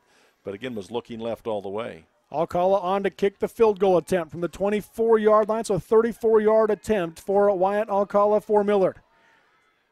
Snap is good, hold is down, kick is up, line drive kick, and that's going to be wide left as it comes and misses wide. So with 5:58 to go in the first half, it'll be South Summit football leading 14-3 on the Intermountain Fillmore Hospital scoreboard.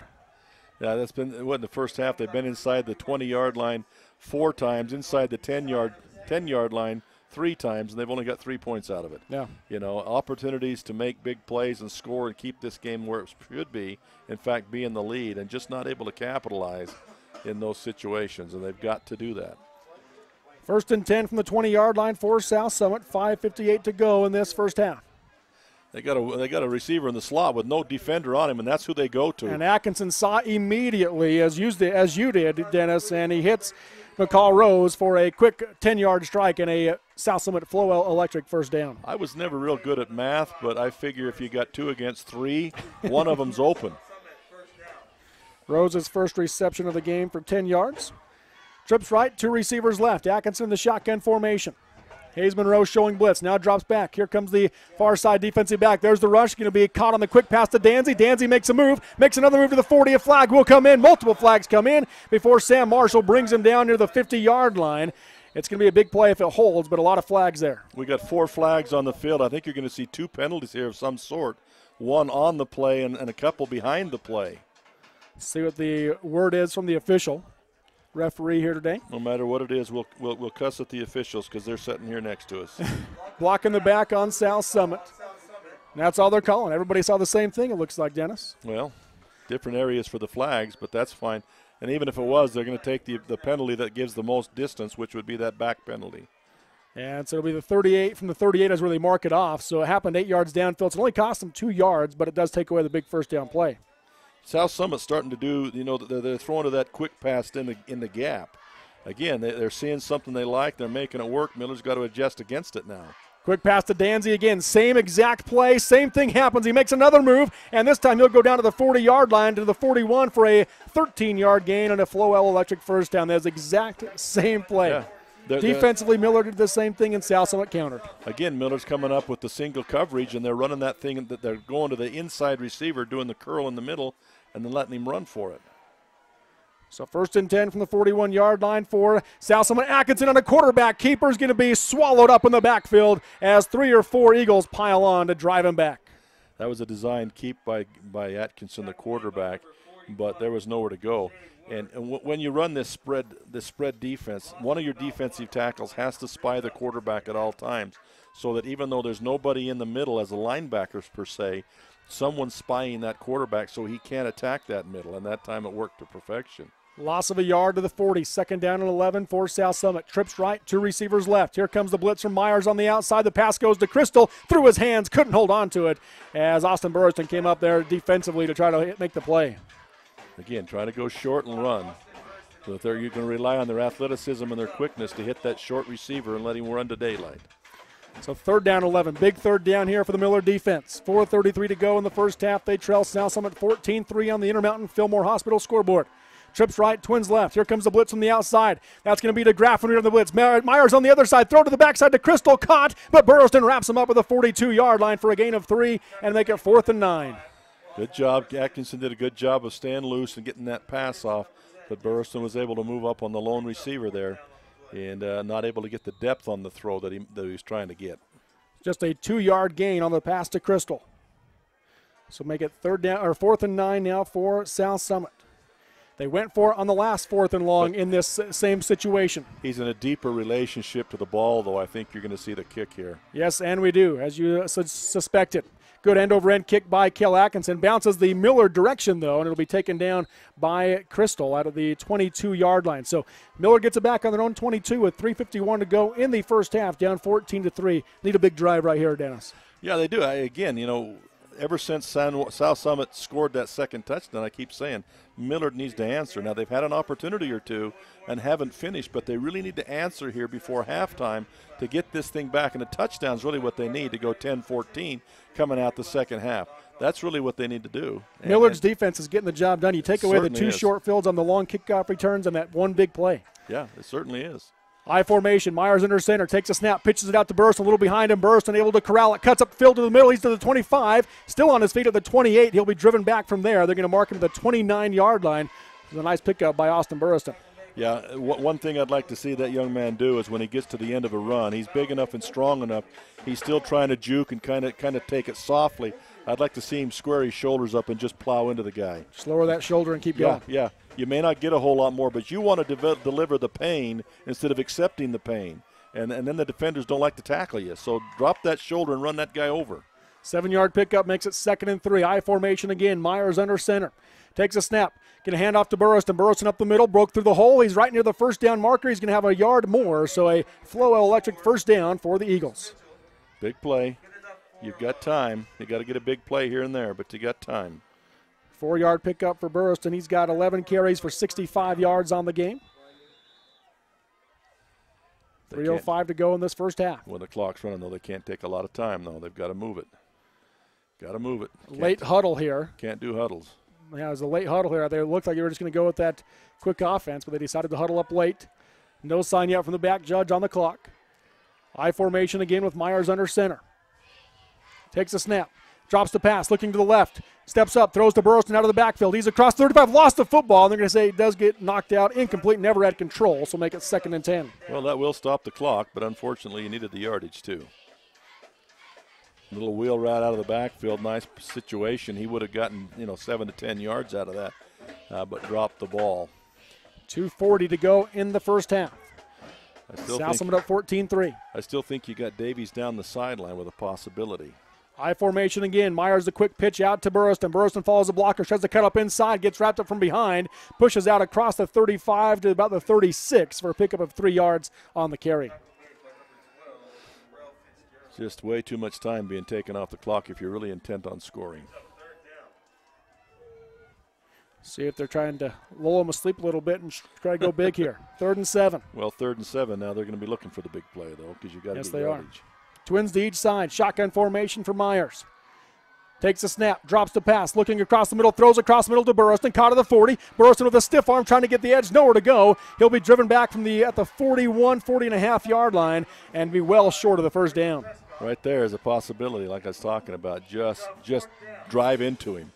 The stiff arm was one thing, but drive into him. You had another yard to make. He actually gave up a yard on the stiff arm attempt. Just run him over. Going to give him 5 yards on the play, and that'll make it 4th down and 2 for Millard, and Wyatt Alcala on to kick it away again. They're going to let the clock run down here. Well, maybe not. They could have wasted a lot more time. Didn't wait for it. Alcala kicks that one away. Another nice kick as he had time to do so. Inside the 20 to the 15, all the way down to the 9-yard line is where it'll be touchdown. Another great punt by Wyatt Alcala to pin South Summit back inside their 10 with 1:21 to go in the first half. Now it's important for the Millard Eagles in this defense. Oftentimes you'll see a coach go to a prevent defense here, deepen your defensive back. But with the athleticism of South Summit, you give that kind of open field out there, you worry about their speed and their athleticism. If they get the ball on the open field with one guy to beat or something like that, you worry about what could happen here. Empty backfield again. Trips left, two receivers right. Still showing blitz with Hayes Monroe. And a quarterback keeper up the middle. Nowhere to go for Kel Atkinson as, again, the Millard defense stands up. No gain as he got back to the line of scrimmage. That won't get her done. And you may think that South Summit right here thinking, let's just go to the locker room with a 14-3 lead. Let's not try to do something strange, get a pick six. And that may be in the back of their minds too. Possibly could be. Two receivers right, Trips left. Millard showing blitz again on the far side. Now dropping out of it is the coverage. Atkinson steps up to throw, has a man open, and then we knocked to the line of scrimmage. Alan Hernandez knocks that one away.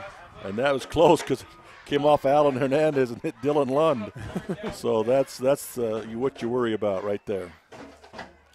Both quarterbacks, Atkinson 6 for 16, Myers 7 for 17. Just not what you normally see from these two. Not from these guys, Trips left, two receivers right. Atkinson in the shotgun formation. Monroe showing blitz. And here comes the blitz from Monroe. Right to him does Atkinson. Had him in the end zone. Couldn't get him. Throws it in the air. Knocked away as Millard had chances for a safety and a possible pick six. And Atkinson made a nice play just to get rid of that one. And that's why they're 7 for 17, both of them, is because they're passing under duress. And, boy, 2 times there, both the sack for a safety and throwing that ball up for grabs, and DeGraffenry just missed it. Monroe was right there, had his hands on Atkinson and couldn't quite pull him down in the end zone. Atkinson now to kick it away. Decent kick. It'll go back, and neither one of them wanted to go get it. Now Burriston picks it up at his own 45, and nowhere to go. So he'll be brought down to the 43-yard line. Both of them looked at each other and it landed in between them. You got to catch it on the fly, and he had plenty of room to catch it. That was a difference of about 15 yards. You got to catch it on the fly. These unspoken yards that you get in a game where you're not fielding kicks can add up to like 100 yards a game that you're losing by not fielding kicks. Even if you have to fair catch it, step up and catch that ball. It saves you 15 yards on that kick alone. South Summit on the last one. They lost all the way to the 20 9-yard yards, line. 20 yards on that ball. So these are hidden yards that you've got to take care of. And sometimes when you see teams drop two or one guy back, and when you drop two, that's what we had here. Both of them looked at each other and it landed in the middle. Yeah. Two receivers right for Millard. 1st and 10 from their own 43-yard line. Myers drops the pass, looks across the middle, throws, has a man open. That's going to be caught at the 48-yard line. Hauling that in is Davies for the Eagles. Well, they finally went to Davies on the outside, but this time they curled him to the inside, so he's still the inside receiver. And Miller's going to call a timeout, looks like. 5-yard pickup to make it 2nd and 5. We'll have that more after the Rhodes Pumps timeout. Of course, throughout today's game, we are looking for the Fillmore City Player of the Game and the Dwayne's Foodtown Sub of the Game in this one. And so far, the defense from Millard has been there all game, Dennis. Just need this offense to get a big play. They gave the one big one to Atkinson when they tried to roll the stun inside. Good job. I still say Atkinson made that play because of his headiness. Saw that happen and got to the outside where there was nobody. So that was a big play. Other than that, they gave the short field for a touchdown on the great kickoff return. And so you look at 2 kickoff returns and the big run by Atkinson is really all South Summit's been able to generate. Right. So this is a fantastic job by Millard, just exactly what Coach wanted him to do. Just need that offense to start putting some points on the board, and they've gotten down the field. Oh, yeah. They've been in the red zone several times, haven't punched it in. 4 times, 3 times inside the 10, and they've gotten 3 points out of it. So. Update on the 3A game. The North Sanpete Hawks lead Morgan 14-7. It's a good North Sanpete defense. Wow. I've said multiple times, the teams since the last 4 years I've been back in Utah, that's the best defense I've seen in the last 4 years. I got to do the game last week with Juab in Morgan, and Juab was just so close to winning that ball game. I felt bad for them, but 2nd and 5 Sanpete here. Can win. Yes, it is. 2nd and 5 here. Halfback pass from Burriston. Has a man across the middle and incomplete. It should have been intercepted. He had Davies down the far sideline. Looked across the middle for Sam Marshall. Well underthrown and right through the hands and chest of Jedediah Lee for South Summit. Yeah, right to him. He threw it right between the 2 receivers. So it'll make it 3rd and 5 now for Millard. 18 seconds to go in the first half, down 14-3. I've seen him run that play before, but usually what they'll do is they'll put Cale Myers in the backfield. He's the backup quarterback, and he'll throw that ball. He'll throw that ball. Brooks Myers in the shotgun. Here comes the blitz from the outside. Throws on the out route. That's going to be caught by Davies. Got out of bounds at the first down. Has enough for a Flowell Electric first down to the 47-yard line in South Summit territory. Well, maybe not. Are they going to weave it? They're going to weave it? Okay, now they're giving it. Davies, 3 catches for 17 yards in the game. See, now he can't get deep. He was getting deep earlier, but now South Summit is in that defense, that deep defense. 14 seconds to go in the half. Trips left, one receiver right. Myers drops the pass, looks on the out route, not there, moves to his left, heavy pressure coming, looks downfield, going to throw for Sam Marshall, caught on the sideline, gets out of bounds again. Another Flow Electric first down to the 36-yard line with just 8 seconds now on the clock. Yeah, just 8 seconds left. They got time for one play, even across the middle, and a quick timeout, and possibly a field goal attempt or another shot at the end zone. 2 timeouts called by Coach Stevenson. He's got one left. Trips right, 2 receivers to the left. Here comes the blitz again. Heavy pressure coming. Myers steps up. Pressure coming from the backside. Going to run it himself. Down to 3 seconds left. He'll get out of bounds at the 30-yard line, 31-yard line. So a gain of 5 yards, but with just 2 seconds left on the clock. One play. You're going to kick it.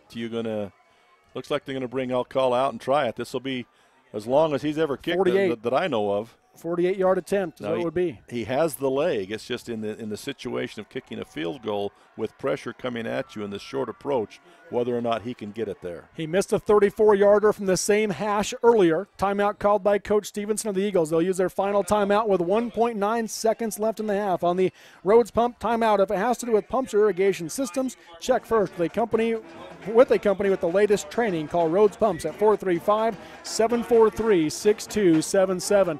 As you mentioned, he's got the leg. There's a mental aspect here. He missed one from that hash mark already. Your thoughts? Well, it's difficult for him because even though you practice it in the game, practice it all the time, and he's got the leg, he knows he can kick it. It's different when you got green jerseys coming at you right up the middle, and they've been close every time he's kicked. Yes, they've been close to the ball, and that's in the back of your mind. Now, on the other side of that, you notice that South Summit was taking nothing for granted as they lined up. Even though it was a kick situation, they've got 2 kids back in the backfield thinking they're not going to fake this thing here, and if it's a short kick, we can return this thing. And so the coach from South Summit being very wise here and not selling out completely on the kick. Now Millard's going to come out in their offense. Yeah, offense back on the field, going away from the 48-yard field goal attempt. 3 receivers right, 2 left. Empty backfield for Brooks Myers in the shotgun formation. South Summit dropping 7 defensive backs. Myers drops the pass.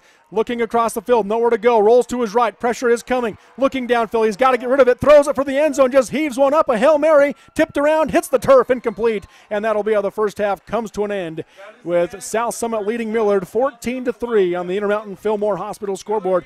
Good job of Myers. Tried to buy some time there, but it's just tough to heave that one in the end zone. Well, again, at times what I see Brooks get into is looking for a specific receiver. And in several of these passes here late in the second quarter, had he looked backside, now he doesn't got a lot of time, he's being pressured, but had he looked backside, everybody's flowing to where he's looking. And if he would look backside, he's getting receivers open on the backside if he has enough time and if he'll take the time, plant, and throw. We'll take a break and come back with the Jones & Mill Engineering halftime show. Once again, it's an 11-point South Summit lead going into half of the first 2A semifinal football game from Tent View High School. You're listening to the Mid-Utah Radio Sports Network and watching on Centricom Channel 10. Looking for an affordable education? Come check out Snow College. Snow has the lowest cost tuition and housing in Utah. In fact, you can live in student housing for less than staying in your parents' basement and attending a university. At Snow College, it's all about you, where you get an individualized education and one-on-one time with your professors in very small classes, even as freshmen taking general eds. Come check out Snow College and see why it's one of the best 2-year schools in the nation at snow.edu. Sahara Motors has vehicle deals too good to pass up. Ask for Cody Winnie and he'll show you that all new cars are priced to sell at invoice or below. Did I mention the awesome used car selection as well? Oh yeah, I just did. Get your vehicle running the way it should with Sahara Motors' team of Ford and Chrysler certified vehicle technicians. Newsflash, service techs from all over the state call the Sahara crew for help. So cut out the middleman and bring it to the source. Sales or service, Sahara Motors in Delta leads the way. Smithfield Hog Production Division offers excellent career opportunities right here in our area. For a career with growth potential, come join our team. Great jobs in all phases of animal production, starting at $12 an hour and certifications to $13 an hour in the first year. Smithfield provides a full benefit package including medical, dental, vision, 401k, life insurance, paid time off, and more. Click on smithfieldfoods.com/careers or call 435-387-6000. That's 435-387-6000. Smithfield, good food responsibly. We offer quick service on your loan request. We make our loan decisions right here at the bank. You don't have to wait for an answer from some out-of-town loan committee. It's one of the advantages of banking with hometown people. You're independent, so are we. Utah Independent Bank, member FDIC. Hometown people, hometown spirit. Hometown people, hometown spirit. The Intermountain Power Service Corporation is proud to bring you this presentation. IPSC is a community-minded company that contributes to our local schools, community organizations, and economy. The Intermountain Power Project consistently ranks among the best of America's coal-based power plants in reliability, cost-effectiveness, and environmental responsibility. Intermountain Power Service Corporation strives for perfection and is honored to be actively involved with Delta, Millard, and Juab high schools. No matter how you connect, Centricom delivers fast, reliable internet and powerful whole-home mesh Wi-Fi throughout your home for intense gaming, easy sharing, and buffer-free streaming on every device all at once. With experts ready to help. Connect to faster internet. Connect with Centra Wi-Fi. Connect to now.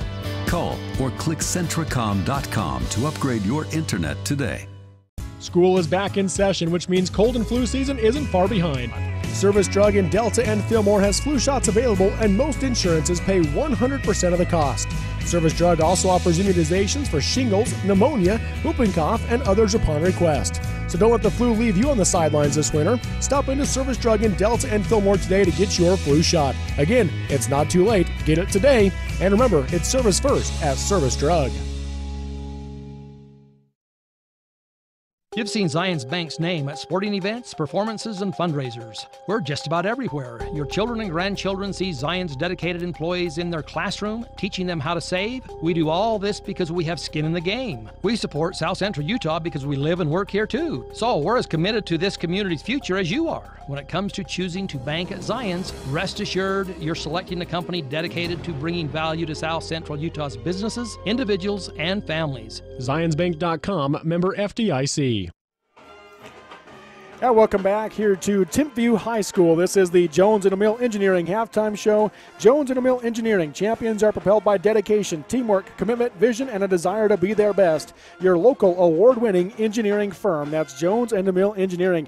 At the half, it is a 14-3 ball game on the Intermountain Fillmore Hospital scoreboard with the South Summit Wildcats leading Millard in this one. And, it's been really a well-played game by Millard with the exception of the offense stalling inside the 20. Your takeaway from this first half, Dennis? Well, I think that's it exactly. You got three big plays by South Summit. You got the two kickoff returns, one of which resulted in nothing. The other one resulted in a touchdown. Then you've got the big play by Atkinson, 66-yard touchdown run off a quarterback scramble. And again, because he noticed the defense and where the defense had gone, left him a huge lane to the outside, he took it and went. Those big plays. Other than that, South Summit really hasn't been able to generate offense. Millard, on the other hand, at times has moved the ball exceptionally well until they get to the 10-yard line. 4 times inside the 20, 3 times inside the 10, 3 points to show for it. And they have broken down inside the 5-yard line. The first time, a golden opportunity as Kel Myers was scrambling to the outside, had room to run possibly for a touchdown, certainly would have got within the 1 or 2 yard line, and elects to throw and is not in position to throw it, and it falls short. Ends up with a field goal. So Millard moving the ball, Millard doing what they want. I think they need to be careful of not being too predictable on this blitzing, the blitz package and those kinds of things, or the offense either. And I still think they can move the ball on South Summit. We'll see what kind of adjustments both teams make. You mentioned the run by Kel Atkinson, and you talked then that he saw the blitz coming and rolled that way on his own, had the big play. In fact, those of you watching on Centricom Channel 10 can see it here. He went the way the blitz came and had the big run. And I think that's one adjustment that I think you're seeing Kel do, is he's given a hard count and waiting for that defense to move. Then he's making a play call. Early on, the late move by the defense was throwing South Summit away. But I thought that Millard's defense countered that late here when they had the chance of the safety. They were showing blitz from the far side of the field. I think Atkinson saw it, and then Monroe came on the other side and blitzed and right into where Atkinson rolled. Yeah. And so, it's cat and mouse. They're playing a chess game out there. Both coaches doing a pretty good job right now of trying to counter. But, other than that, Millard's been right there. They have played very well. They've done the things that they wanted to do except score. Except score. And that's a key thing. Yeah, you got to score a few points. Let's take a look at our first half stats. Appreciate Brad James here today with us at Timpview High School as he provides those stats for us. Total yards in this one for Millard, 178, for South Summit, 128. So 50 more yards for the Eagles in this one. It just shows that the offense is getting the job done, and half of South Summit's yards came on that 66-yard run by Kel Atkinson. That's right. It really did. So, and then you look at the other yardage in this one. First off, individually, let's look at Millard. Austin Burriston, 12 carries for 66 yards offensively, and Brooks Myers has 13 carries for 40 yards in rushing. And then passing-wise, Brooks Myers, 11 for 24 passing. He has thrown for 72 yards in this first half. The leading receiver, Kel Myers, 4 catches for 18. Austin Burriston, 3 catches for 20 yards at this point. And Tice Davies, 3 catches for 19 yards for the Eagles. But, the offensively, they've been doing it. Brooks Myers' passing numbers low, as are Kel Atkinson's. And as you talked about for the first half, a lot of pressure by these defenses so far. And let's not let that be hidden here from either side. We talk about just this or just missing that or just missing one thing or another. Let's make sure we understand that the reason for that is the extreme pressure that the defenses are putting on these quarterbacks. And when they can't get their feet set, they can't make the perfect throw. Kel Myers has missed a couple of wide open receivers, one, in fact, in the end zone just off his fingertips. But Marshall's been open deep several times, just overthrown him. But, again, it's because it's hard for them to set their feet because of the immense pressure that the defenses are putting on. And the same thing for Atkinson. He cannot get into a rhythm. And the coach is doing a good job of changing, trying to give that intermediate pass, the quick slant or the quick curl to try and help him to complete those passes. But it's tough for the quarterbacks. These are good quarterbacks, too. They are very good quarterbacks. And you mentioned, go back to the pregame show on this morning on my show, the Saturday Morning Quarterback with Coach Stevenson. He talked about we've got to get pressure. And they've gotten pressure on Atkinson. It's been there. And this is probably the most pressure he's felt all year. And so they just, offensively, though, have been able to capitalize on what their defense is doing. And I didn't know if they could, with the size up front for South Summit, but they've done a great job. And, again, my caution to them would be don't become too predictable in your blitz package. Keep mixing it up. Those other stats for South Summit, Kel Atkinson, 7 carries for 76 yards, again 66 on one play for a touchdown. Yep. He has 2 touchdown runs, and then he's 7 for 18 passing for just 52 yards. This is the guy that threw for 400 yards last time they played Millard. Yeah. 417, and just 52 passing yards in this first half with 1 interception thrown, and he has been sacked. Leading receiver is Jared Danzy, 3 catches for 30 yards in the game for the South Summit Wildcats. And so there's your stats in this one. Wild Alcala, the only score for the Eagles as he knocked it in a 30-yard field goal. So there's your first half stats inside the Jones and Mill Engineering halftime show. We'll take a quick break, give you some score updates and other games going on. The 1A and 2A or 1A and 3A semifinals going on also throughout schools in Utah County as we are at Timpview High School here for the 2A semifinals. We'll take a break with it 14-3 South Summit leading Millard on the Intermountain Fillmore Hospital scoreboard on the Mid-Utah Radio Sports Network and Centricom Channel 10. National Vinyl Products of Nephi has been a part of Juab County since 2004. The management and staff take pride in supporting the students of Juab High School in the game and in the classroom. The company manufactures high-quality vinyl fencing for a host of uses around the state. If you're 18 years of age and would like to join the workforce at National Vinyl Products in Nephi, please send an email to jobs@nvpfence.com. That's jobs@nvpfence.com. The entire staff and crew at National Vinyl Products wish the Wasps the best of luck this season. My name is Richard Anderson. I'm one of the general surgeons working at Central Valley Medical Center in Nephi, Utah. My trajectory was not into surgery at first. I decided to become a research scientist, but I had no opportunity to work with people. Since moving to this area, I have made lasting friends, lifelong friends, and I have enjoyed providing the same sort of quality surgical care that they can obtain in Salt Lake or Provo, but with more prompt and certainly more personal service. Looking for an affordable education? Come check out Snow College. Snow has the lowest cost tuition and housing in Utah. In fact, you can live in student housing for less than staying in your parents' basement and attending a university. At Snow College, it's all about you, where you get an individualized education and one-on-one time with your professors in very small classes, even as freshmen taking general eds. Come check out Snow College and see why it's one of the best two-year schools in the nation at snow.edu. Sahara Motors has vehicle deals too good to pass up. Ask for Cody Winnie and he'll show you that all new cars are priced to sell at invoice or below. Did I mention the awesome used car selection as well? Oh yeah, I just did. Get your vehicle running the way it should with Sahara Motors' team of Ford and Chrysler certified vehicle technicians. Newsflash, service techs from all over the state call the Sahara crew for help. So cut out the middleman and bring it to the source. Sales or service, Sahara Motors in Delta leads the way. Smithfield Hog Production Division offers excellent career opportunities right here in our area. For a career with growth potential, come join our team. Great jobs in all phases of animal production, starting at $12 an hour and certifications to $13 an hour in the first year. Smithfield provides a full benefit package including medical, dental, vision, 401k, life insurance, paid time off, and more. Click on smithfieldfoods.com/careers or call 435-387-6000. That's 435-387-6000. Smithfield, good food responsibly. We offer quick service on your loan request. We make our loan decisions right here at the bank. You don't have to wait for an answer from some out-of-town loan committee. It's one of the advantages of banking with hometown people. You're independent, so are we. Utah Independent Bank, member FDIC. Hometown people, hometown spirit. Hometown people, hometown spirit.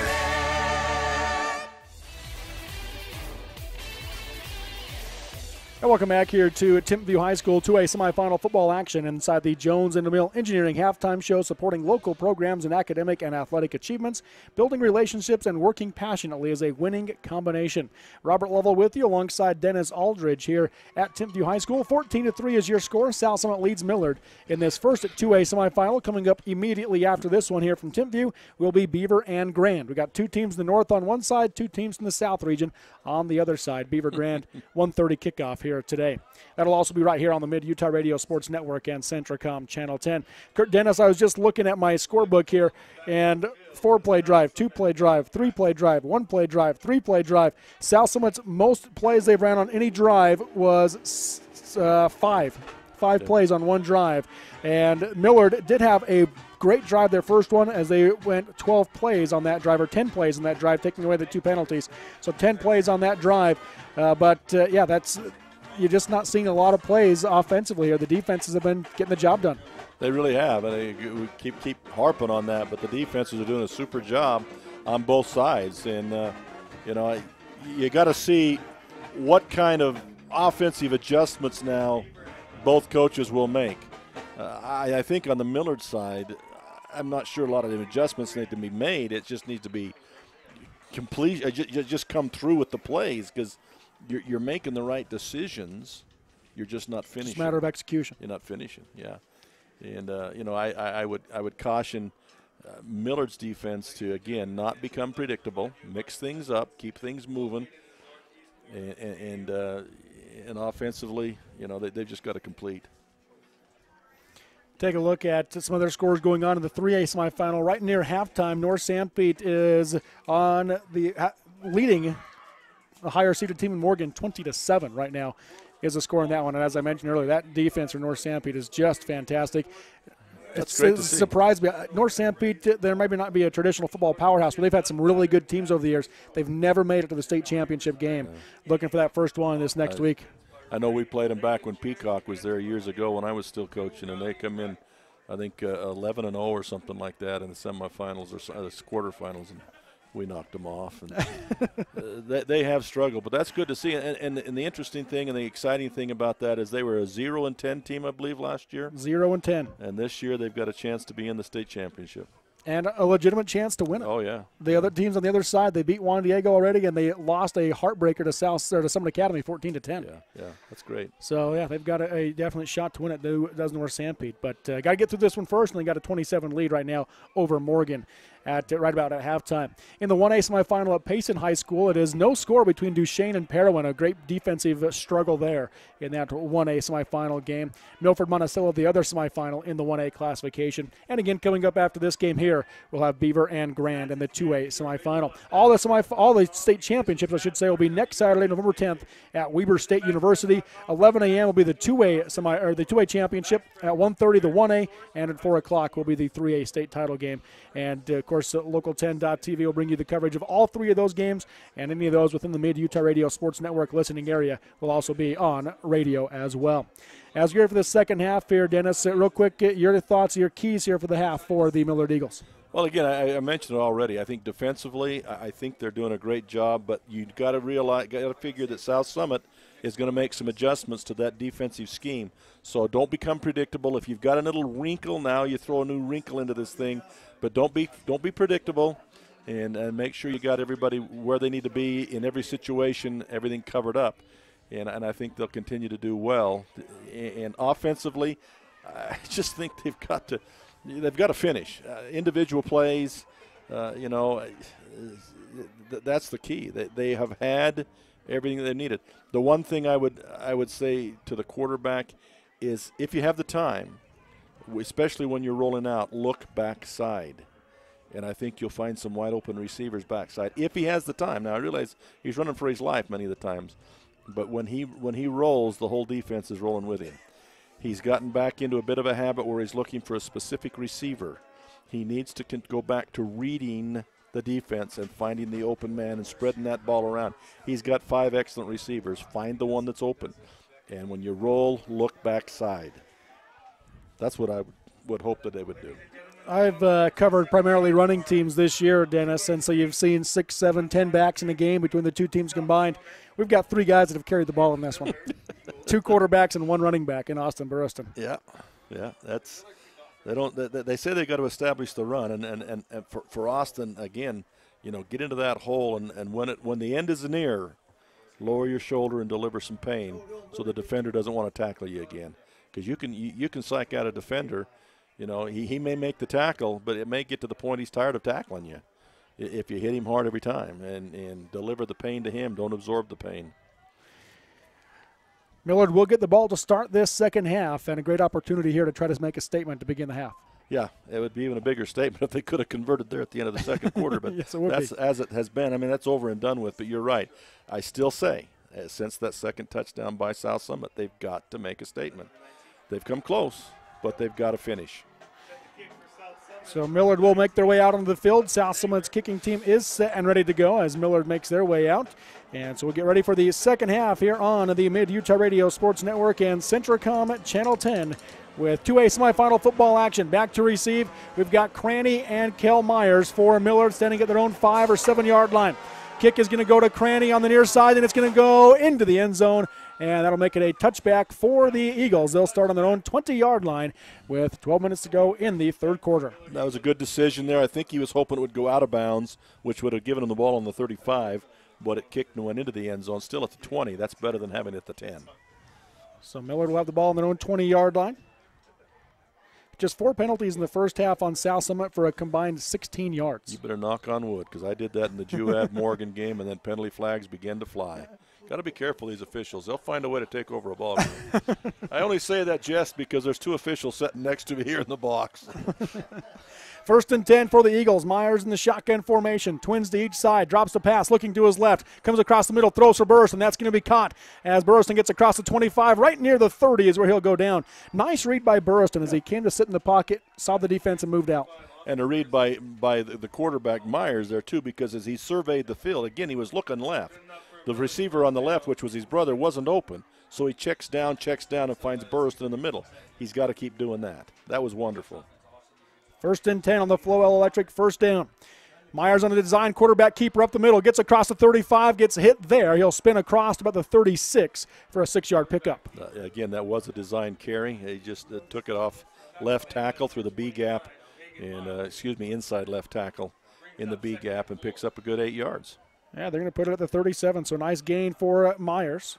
He's got 44 yards on the ground in this one. Second down and 3. Under center, I formation, takes a snap, fakes to the up back, pitches it out to Burrowston. Burrowston trying to get the edge, cuts inside across the 40 for a first down to the 41-yard line, and maybe out to the 42 at the forward progress. So nice gain again by Burrowston and a Flowell Electric first down. I'm wondering if Burrowston is completely 100%. He came up a little bit slow a couple of times in that first half, and it just doesn't look like he's running full speed right now. He's doing well, but he just not seems to be quite full speed.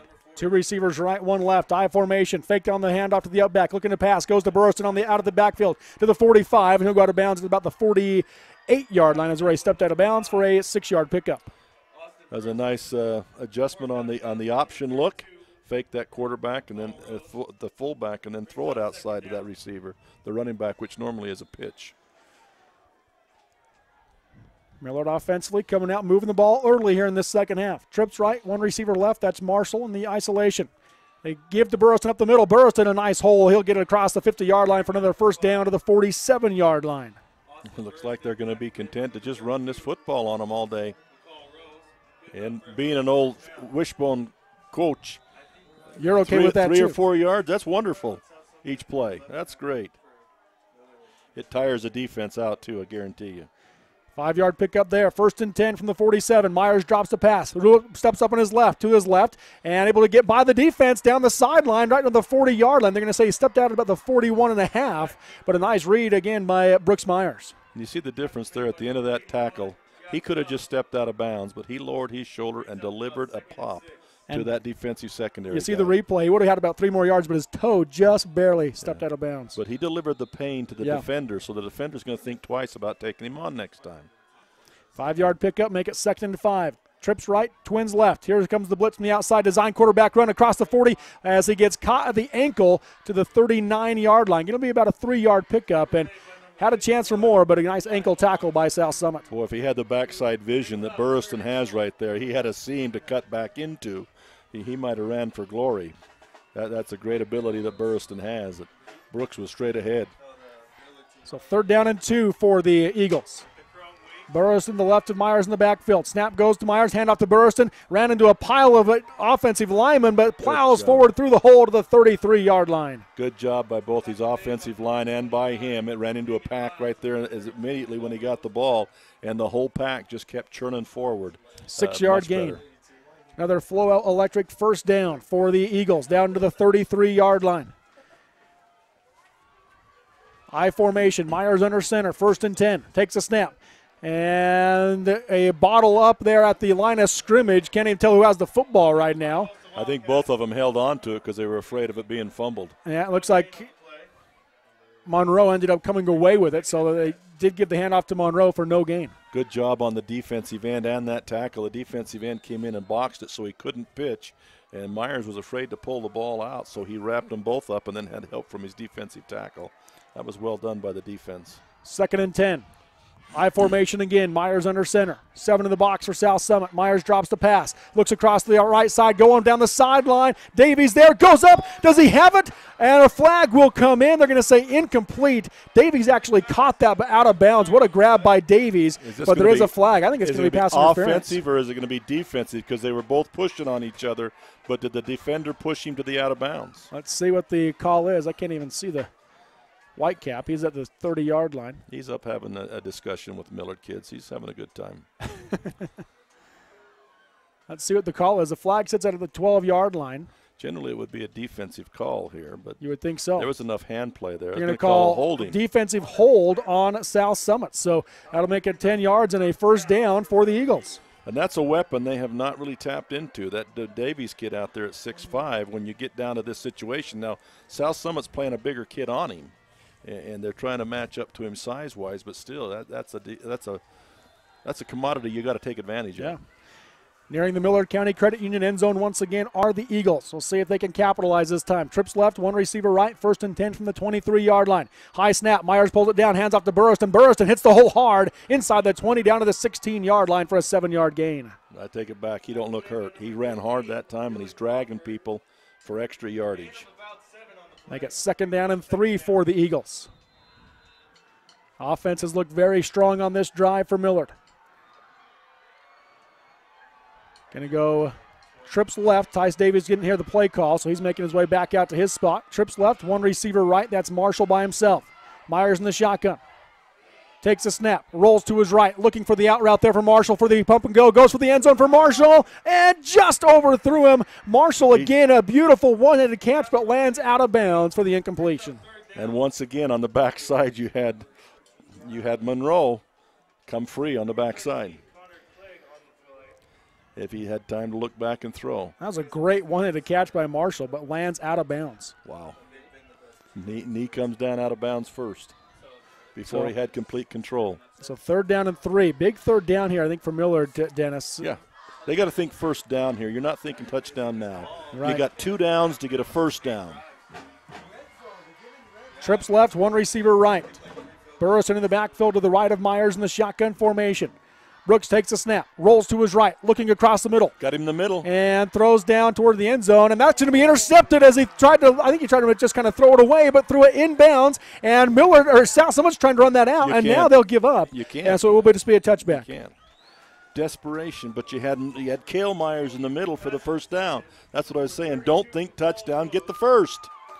Coach Stevenson, I just think, showed Brooks. He said it was 3rd down. He could see him flash the 3 as he could have thrown that one away, and said it's an interception as another Millard drive stalls in the 10-yard line. Yep.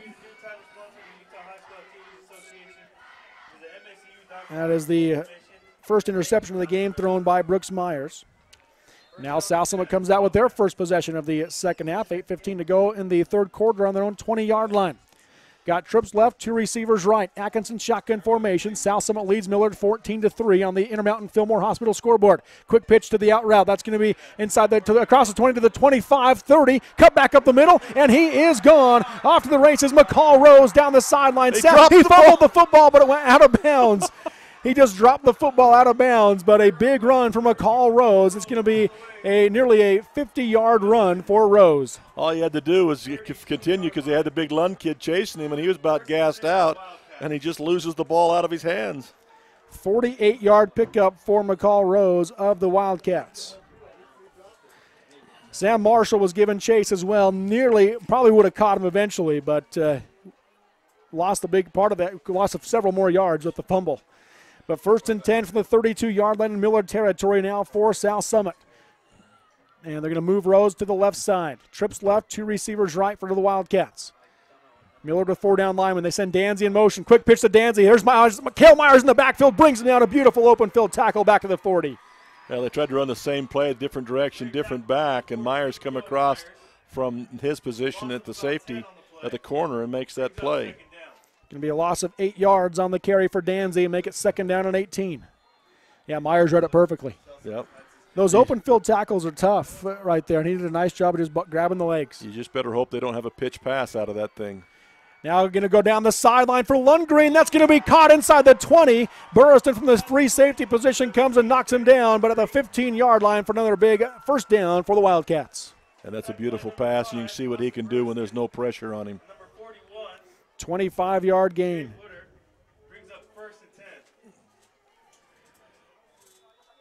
First and 10 from the 15-yard line. 2 receivers left. Trips to the short side of the field on the right side. Atkinson just throwing it up for the end zone. Jump ball. Kel Myers there defensively and nearly caught. And no flag will be thrown. I think South Summit wanted a flag there as Myers had his hands on him, but the pass was dropped by Rose in the end zone. Could have been, but at the last moment, Myers turns around and faces the ball and plays the ball, and I think that's what saved him from a penalty as he turned around. I said, Rose, that was Crystal that dropped that one in the end zone. And that was a play at the line of scrimmage as the quarterback tapped his helmet and communicated with that wide receiver. 2nd and 10 from the 15. Atkinson drops a pass again. Same exact play, thrown up for the end zone, but this time Crystal cut in, and as a result, it sails incomplete. Yeah, he did. He cut inside. He had the slant open, but he threw the fade to the outside and threw the wrong ball right there. So to make it 3rd and 10 from the 15-yard line. And if you look at the replay, they ISO'd him out there, and they ran the other 2 receivers on a slant to the inside. They cleared out that slant. Had he thrown the slant, there was no defender out there. Myers was behind him. Trips left, 2 receivers right. 3rd and 10 from the Millard 15 for South Summit. Millard's defensive backs drop off. Here comes the pass across the middle and nearly intercepted through the hands of Jaden Cranny, just a bit too high for him to come down with it. And Atkinson took a shot on the play as well. And South Summit's doing a better job of protecting their quarterback so far in this half. That's the first time they got any pressure whatsoever on Atkinson. Yeah, delivering the shot there for Millard was Wyatt Taylor. And now South Summit going to call a timeout. Their first timeout of the half. It's 4th and 10 from the Millard 15 for the Wildcats. They lead at 14-3 on the Intermountain Fillmore Hospital scoreboard with 7:08 to go in the third quarter on the Mid-Utah Radio Sports Network and Centricom Channel 10. The Intermountain Power Service Corporation is proud to bring you this presentation. IPSC is a community-minded company that contributes to our local schools, community organizations, and economy. The Intermountain Power Project consistently ranks among the best of America's coal-based power plants in reliability, cost-effectiveness, and environmental responsibility. Intermountain Power Service Corporation strives for perfection and is honored to be actively involved with Delta, Millard, and Juab High Schools. We're in a Rhodes Pumps timeout here at Timpview High School, 2A semifinal football action. Once again, we are looking for the Fillmore City player of the game today for the Millard Eagles. Especially proud to cheer on the Mighty Eagles, historic Fillmore City. And the Duane's Foodtown sub of the game, caring about the community and schools for decades.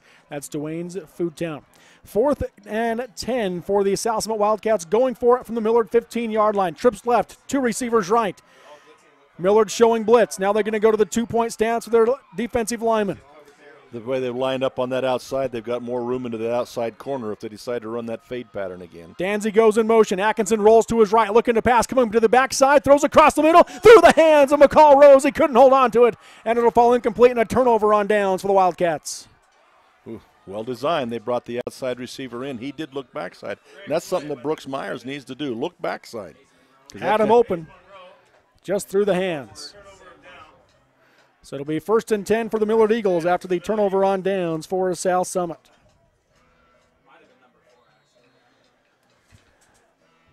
Millard will start on their own 15-yard line with 7:03 to go in the third quarter, trailing 14-3. Trips right, 1 receiver left. Single receiver on the left side is Braxton Brewer. Myers takes the snap, looked to the right, nowhere to go, and he's swallowed up back at the 11-yard line for a loss of 4 yards. Third time he's been sacked today. Wow. Not sure if that was a design comeback or not. He faked the pass out there. He had Monroe standing out there, but he must not have liked it. Loss of 3 yards. Bruce Mitchell for the Wildcats with the big sack. 2nd down and 13 now. 2 receivers to the right, 1 to the left. I formation. Myers under center. Takes a snap. Fakes the handoff, pitches it out to Burrowston. Burrowston nowhere to go. Great pursuit by the South Summit defense again, and he's going to get back to the line of scrimmage. Might have lost a yard even. And they are much more active than they were in the first half in those situations.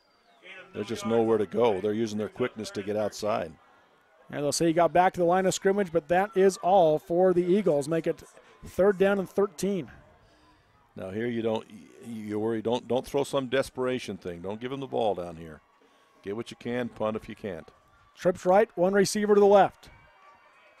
Myers on the hard count, drops the pass, looks to his right. Here comes the pressure, steps up, rolls to his left. Nobody on the left side of the field, does a stiff arm, get the 15. He's across the 20-yard line, and Brooks Myers makes something out of nothing, and he's going to be right near the first down marker. They needed to get to the 25, and they're going to be just a yard shy. Got to the 24. It's a good effort by Myers. South Summit's defensive secondary now is just snuffing everything away. They're not giving anything anywhere to throw the ball. Hard part on that is he rolled left, and all of his receivers are on the far side of the field. Even the lone receiver on this left side went to the middle. Looks like they're going to go for it here on 4th and 1. Yeah, Alcala began to run on the field, and then they called him back. They're going to try it 4th and 1. I formation. Myers under center. Going to be just quarterback keeper. He's got the first down across the 25 to the 26. Big play call by Ethan Stevenson. Well, they did the best thing. No handoff. Just go straight forward. Don't waste time with a handoff. 2-yard gain for the Flowout Electric first down. Never use an electric appliance around water and call Blue Stakes at 811 to have your utility lines marked before you dig in your yard or property. 1st and 10 from their own 26 for the Eagles. Myers in the shotgun formation with Burriston to his right. They're going to send Kel Myers in motion right to left. It's late. It's kind of a delayed snap on that one. Thrown at the outside, nearly caught by Brewer. Brewer and Kel Myers are kind of in the same spot there, and it falls incomplete. And we got a penalty flag down. Penalty flag down in the middle. This is not a good spot for a flag for the offense. Yeah, likely a hold, chop block, and it is going to go against Millard. So they're going to ask if they want to keep it or decline it. It'd be 2nd down and 10 if they decline it. Talking to Coach Grayjack is the white cap.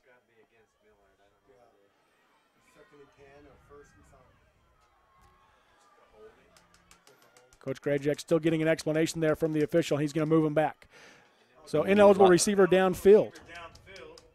So make it 1st and more. Yeah, 1st and 15? Well, it can't be 15.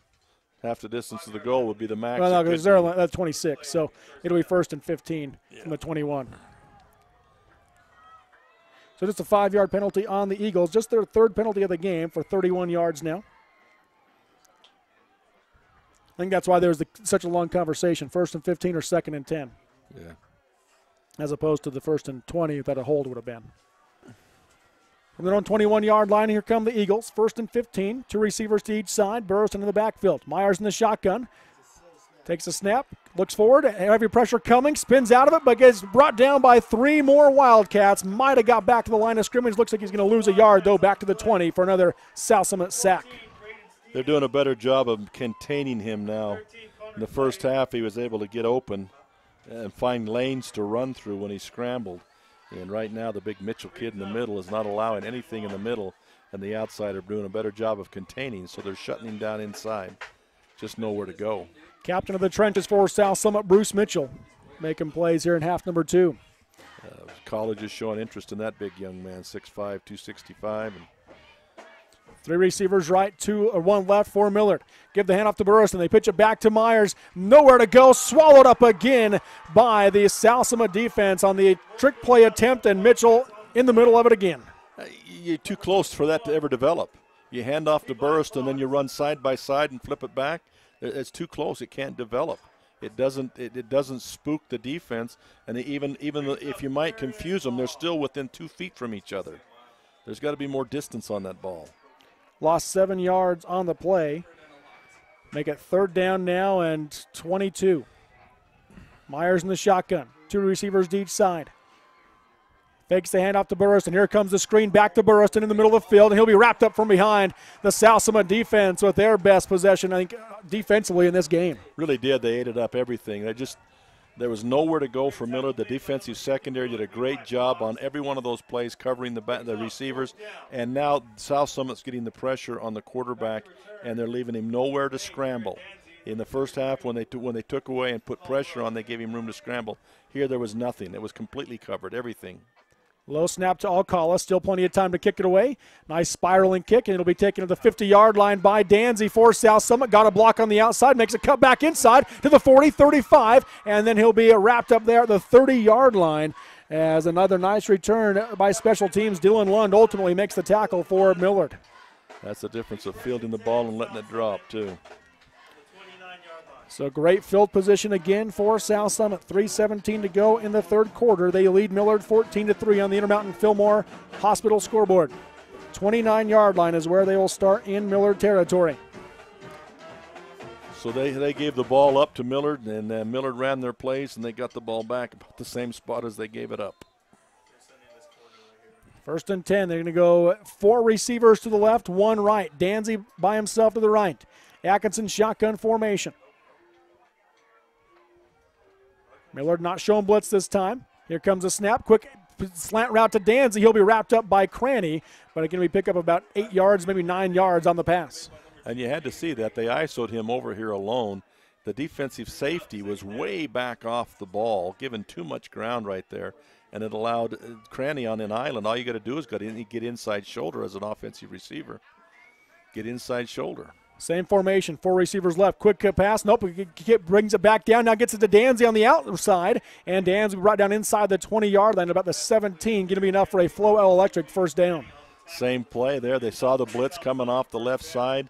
They ran 2 defensive backs to the left side on 1 receiver. You had to expect that one of those was going to blitz, and left Danzy out there on an island with Cranny.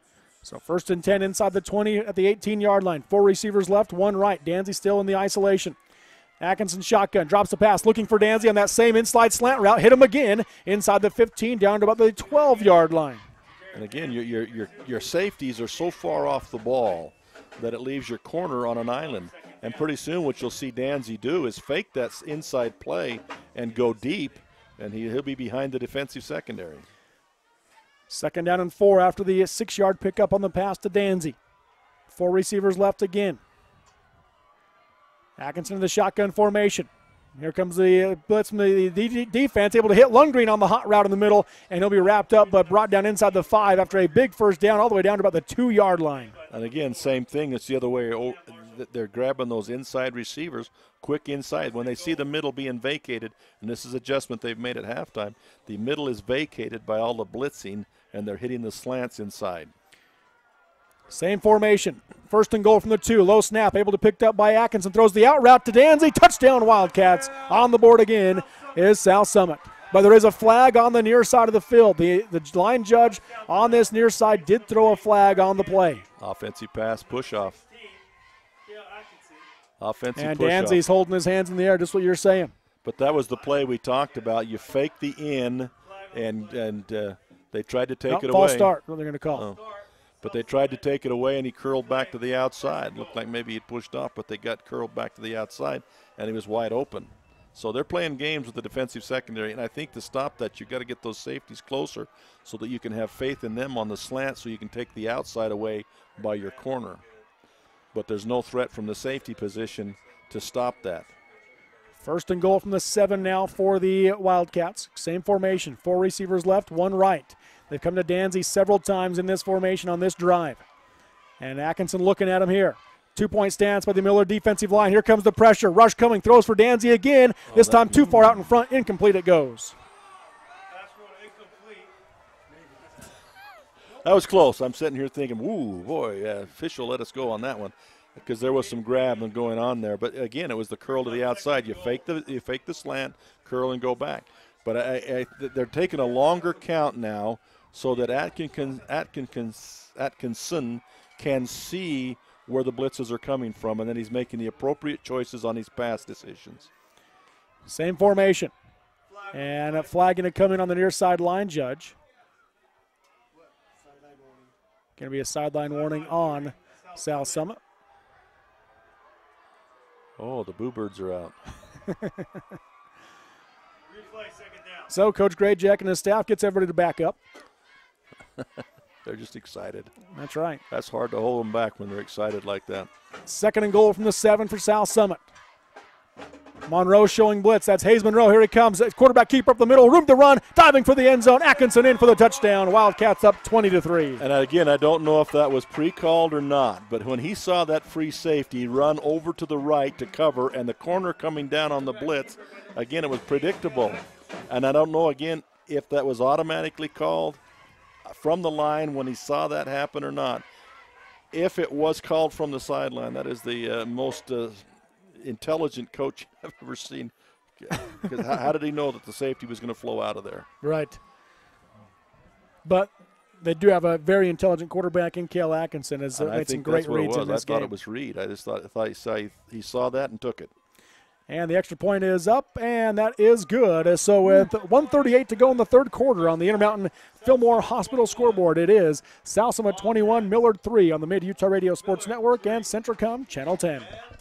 School is back in session, which means cold and flu season isn't far behind. Service Drug in Delta and Fillmore has flu shots available, and most insurances pay 100% of the cost. Service Drug also offers immunizations for shingles, pneumonia, whooping cough, and others upon request. So don't let the flu leave you on the sidelines this winter. Stop into Service Drug in Delta and Fillmore today to get your flu shot. Again, it's not too late. Get it today. And remember, it's service first at Service Drug. You've seen Zions Bank's name at sporting events, performances, and fundraisers. We're just about everywhere. Your children and grandchildren see Zions dedicated employees in their classroom, teaching them how to save. We do all this because we have skin in the game. We support South Central Utah because we live and work here too. So we're as committed to this community's future as you are. When it comes to choosing to bank at Zions, rest assured you're selecting a company dedicated to bringing value to South Central Utah's businesses, individuals, and families. ZionsBank.com, member FDIC. Hey, welcome back here to Timpview High School. 21-3 your score. South Summit the lead over Millard. Here's the kick, and that's going to go out of bounds inside the 5-yard line. So a flag will be flown on the kickoff by South Summit, and Millard will get the ball at the 35-yard line. Well, that's kind of what they wanted to do last time, was let it bump out of bounds like that. But that time it did get out of bounds before it found the end zone. So Millard will start at their own 35, which is pretty good field position for them. A lot of good drives in this game by the Eagles, just have not been able to get one into the Millard County Credit Union end zone. Yep. Yeah, and time's starting to run down now. It's imperative. And, you know, that drive in the third quarter there, they ran the ball almost entirely. And seeing something that they liked there, and then made a couple of bad decisions down late. 8-run to 3 pass on that drive. Yep. Last pass was unfortunately intercepted. I formation. Myers under center, takes a snap, gives to Burriston. Burriston follows the blockers, gets hit on the right side, nowhere to go. He's going to gain a yard to the 36, but that's all. Millard's offensive line just not getting the push that they were before. They're not opening the creases. And when you go with the I formation, it's allowing them to bring more bodies back down into the middle of that defense, making that even more difficult. So 2nd down and 9 for the Eagles. Spread formation now, 2 receivers to each side. Myers drops the pass, quick out route. That's going to be caught by Davies. Davies across the 40, lowers the shoulder, right near the first down marker. He'll go down to the 45-yard line. And let's see where if they give him the first down. It looks right like they're getting 45. So 9-yard gain on the pass to Davies. For a Flowell Electric first down for the Eagles. 100 yards passing now for Brooks Myers in this one. Millard's slow getting the line. They're getting played out. They're having to go so much. They've got no depth, really. And they're starting to get a little worn down, looks like. And off to Burriston, hitting the backfield, and coming through there for the South Summit Wildcats. Levi Fox making the play for a loss of a yard. As I mentioned, they're getting a little bit worn down, and they're bringing a lot of people. Now South Summit's cranking up the defensive pressure. 2nd down and 11 now for the Eagles. Trips left, 1 receiver right. Myers in the shotgun, takes a snap, drops the pass. Going to look down the middle of the field, and got hit in the head, able to break free, gets across the 45, trying to get to the outside to the 50. Got a block by Davies. Not enough of a block, though, as he's brought down across the 50 to the 47-yard line. Nice gain, but going to be 3rd down and short for the Eagles as the third quarter looks like it's going to come to an end here from Timpview High School. It'll be 3rd down and 2 for Millard as the final second of the third quarter ticks out the clock. On the Intermountain Fillmore Hospital scoreboard, it is South Summit 21, Millard 3 on the Mid-Utah Radio Sports Network and Centricom Channel 10. My name is Richard Anderson. I'm one of the general surgeons working at Central Valley Medical Center in Nephi, Utah. My trajectory was not into surgery at first. I decided to become a research scientist, but I had no opportunity to work with people. Since moving to this area, I have made lasting friends, lifelong friends, and I have enjoyed providing the same sort of quality surgical care that they can obtain in Salt Lake or Provo, but with more prompt and certainly more personal service. Now welcome back here to Timpview High School. Robert Lovell with you alongside Dennis Aldridge. And it's 3rd and 2 now for the Eagles right here, Dennis. And as you mentioned before this drive started, it is now imperative for Millard to get some points on the board. Not just points. They've got to have a touchdown here. They're down 3 now. They've got to get a touchdown. A field goal still would leave you down 3 scores, essentially. Yes. So they've got to score big here. So it'll be 3rd down and 2 from the 47-yard line in South Summit territory for the Eagles as we come out of the timeout. Trips right, 2 receivers left, empty backfield for Myers. Shotgun formation. Brooks takes the snap, design quarterback keeper, tries to get to the edge, got a first down and more as he broke a tackle, dives inside the 40-yard line to about the 38-yard line, about a 9-yard pickup for Brooks Myers. Good play by Brooks. He's still working hard. And a marker to the 39, so an 8-yard gain for Myers. They got to go quick. 1st and 10. After the flow, Electric first down, trips right, 2 receivers left. Myers steps up, going to throw across the middle for Burriston, overthrew him, and it will fall incomplete. Had Jedediah Lee for South Summit read that better, he would have had an interception. I still think if they'll work it, they got the Davies and Monroe both on this side. They're going down, and the defenders are giving them some good yardage. They're giving them a cushion, and they're trying to go deep on them. If they would curl those receivers at about 15 yards, I think they'd break open. Hand off to Burriston. Burriston hit again. Mitchell coming through. He's having a big second half for the Wildcats. A loss of a yard for Austin Burriston. Yeah, he's grown up here in the second half, hasn't he? They were handling him in the first half, but he's decided no more of that here in the second half. 3rd and 11 now for Millard. They actually tried to cross down on him, and he just blew up the cross. Going to go trips right. No, 2 receivers to each side. Burriston in the backfield to the right of Myers. Again, shotgun formation. Brooks drops the pass, looking to his left, and going to throw it to his left to the out route to Marshall, but he's going to hit the sticks on the far side, and it falls incomplete to make it 4th and 11. That was the curl we were talking about, but I think the ball was delivered too late because the receiver had the defender had a chance. Had it been thrown on target, the defender undercut the route and would have had an interception. So it should have been thrown a little sooner than that as the cut was being made. So 4th down and 11 now for the Eagles from the South Summit 40-yard line. 11:07 to go in the game, down 21-3. 2 receivers to each side. Here comes the blitz from South Summit. Myers steps up in the pocket, rolls. Mitchell giving chase. Going to throw back across the middle and caught. What a catch by Hayes Monroe as he got hit as the ball was there and has enough for a Flow Electric first down. I believe that's Hayes Monroe's first reception of the game. But he, again, that time he did look to the backside, and he found the receiver on the backside. As we've been saying, backside is where they're going to be. Big catch by Hayes Monroe as he had to go up in the air. Always a dangerous play in the middle and came down with it. Myers now gives the handoff to Burriston. Burriston going to gain a yard inside the 20, right at the 25-yard line, so just a yard gain on the carry for Burriston. They're shutting down the rain. The only run that's even being effective right now is a quarterback keep or quarterback designed run. Everything else is getting bottled up. So 2nd down and 9 for the Eagles. 10.5 to go in the game, down 21-3. 2 receivers to each side. Burriston to the left of Myers in the backfield, shotgun formation. Brooks again takes a snap, fakes the handoff. The wheel route out to the outside to Kel Myers. It's going to be caught, but hit there immediately down to the 23-yard line, 22-yard line for pick up about 3 yards. I don't know if it's in the repertoire, but if they will run that same pattern and have that wide receiver fake that block, pump that short receiver, and then send the wide receiver deep, because both of them are reacting up on the bubble screen.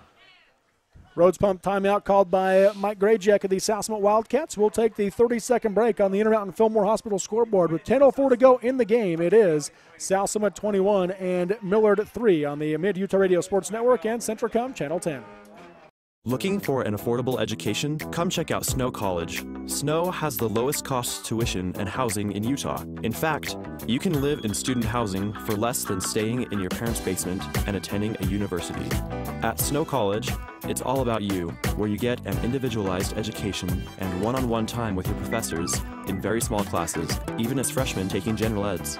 Come check out Snow College and see why it's one of the best 2-year schools in the nation at snow.edu. That was a Millard timeout. Correction there. Quick pass going to Sam Marshall and couldn't find it as the defender kind of got in his way and incomplete. He couldn't hold on. Could Sam Marshall. Dennis, you liked the single coverage on the outside here. You had the wide receiver on the right-hand side, single coverage. There was nobody in the middle. He was split clear out to the sideline, and the other receivers were all bunched up on the far side. And I know that was a design play to go there, but if you read that, see, that's what Atkinson is doing. He's reading that kind of thing and coming to the wide open receiver. And that time you had Davies out there with really all sorts of yardage. Trips right. Myers drops the pass. Looks across the middle. Going to throw. Ball got tipped to the line of scrimmage. It'll fall incomplete on 4th and 6. And the Eagles drive stalls again right near the 20-yard line. Yeah. All day long they've been down in there. Finish. That was a key to the second half. Finish. And they've had 3 chances this half? Yeah. Have not finished. So turnover on down. South Summit takes over on their own 22-yard line. with 9:57 to go in the game, leading 21-3 on the Intermountain Fillmore Hospital scoreboard. And for them right now, it's all about time usage. Keep the clock running. 1st and 10. Going that 4 receiver to the left side set against that same set we had on their last drive where they scored a touchdown. Atkinson looking to the left side, going to go across the middle. That's going to be caught by Lundgren. Marshall will bring him down, but not until he picked up 15 yards and a first down.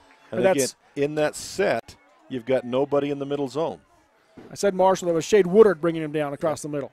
You've got nobody in that middle zone, and so you can throw that ball in there with impunity. There's no one in the middle to worry about knocking it down. If you've got the defender on your hip, you've got the inside position, and he's making some great throws in there.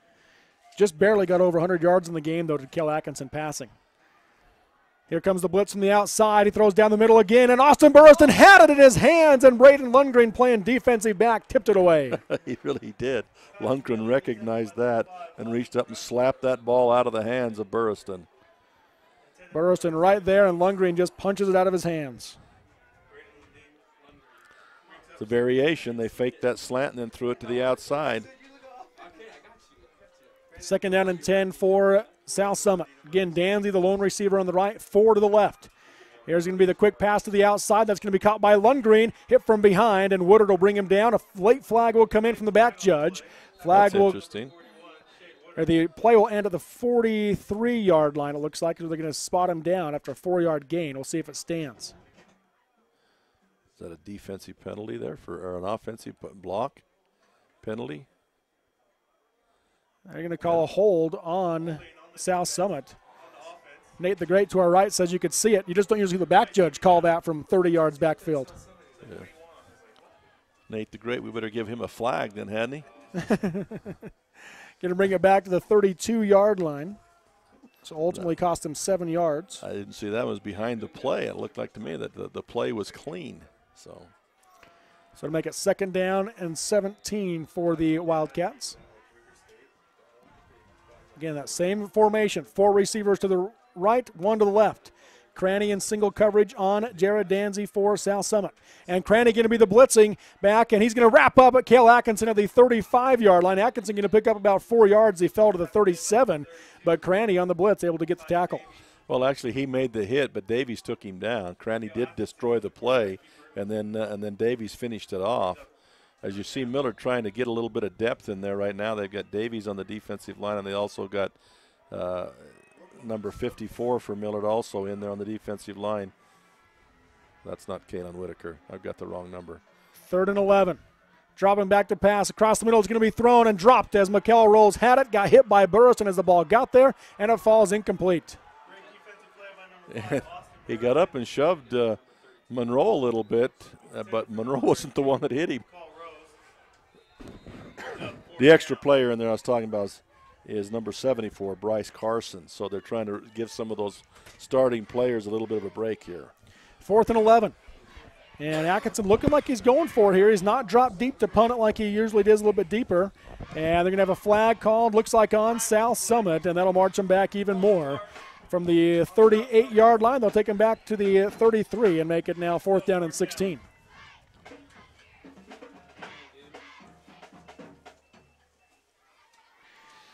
The penalties on South Summit have been very small. They've had 8 penalties in the game, but just for 43 yards. Smart penalties in, huh? So 4th down and 16. 3 receivers right now, a wing back, and Atkinson will punt this one away. And a high punt as Millard got close to him. It's not going to go real far. It does take a South Summit bounce inside the 40 down to the 38-yard line. So good bounce, but a good job of the Millard defense to get some pressure on Atkinson. Good pressure up the middle by Kalen Whitaker, I think, on that one. It forced him to kind of pull his knee up a little bit and kicked it straight in the air. Millard will start on their own 38-yard line. 8:31 to go in the game, down 21-3 on the Intermountain Fillmore Hospital scoreboard. In this first 2A semifinal, Beaver and Grand, they're warming up now. That game is scheduled to kick off at 1:30, but it will not because of this one. I knew 2 passing teams in this first one. It wasn't going to happen at 1:30. You kept saying that on your morning show, too. Whatever gave you that idea? Trips left, 1 receiver right for the Eagles. 1st and 10, looking for the wheel route. Not there, throws across the slant, had Monroe, dropped it and caught it. He bobbled it and brought it down to the 1st down marker. Another great catch by Hayes Monroe. Yeah, he did. lost it, bounced off his own helmet. He came down with it. First down on the Flow Electric first down for Monroe. His second catch of the day, both of them for big first downs. 1st and 10. Going to go trips right. No, twins to each side now. They're just switching Marshall to the far side of the field.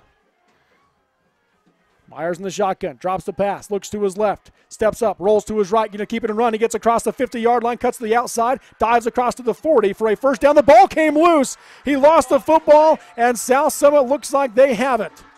Coaches are asking if he wasn't down by contact. That's what Coach Stevenson would like to see.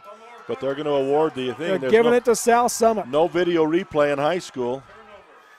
See what the call is here. He dove forward, giving himself up, and that's where the question comes in here. He dives right there. Oh. Yeah, he's down. Oh, that wow. ball comes out way late. Wow.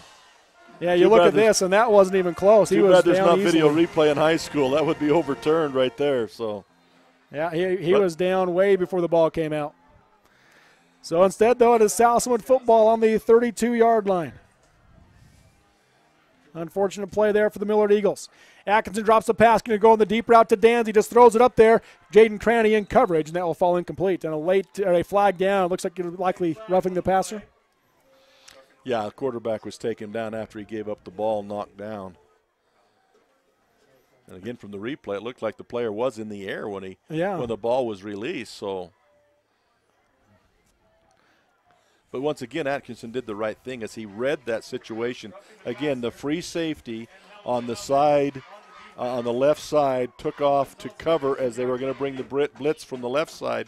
The free safety left to go to the middle, so he picked the open receiver, Danzy, and he went after him on the left side, the single cover.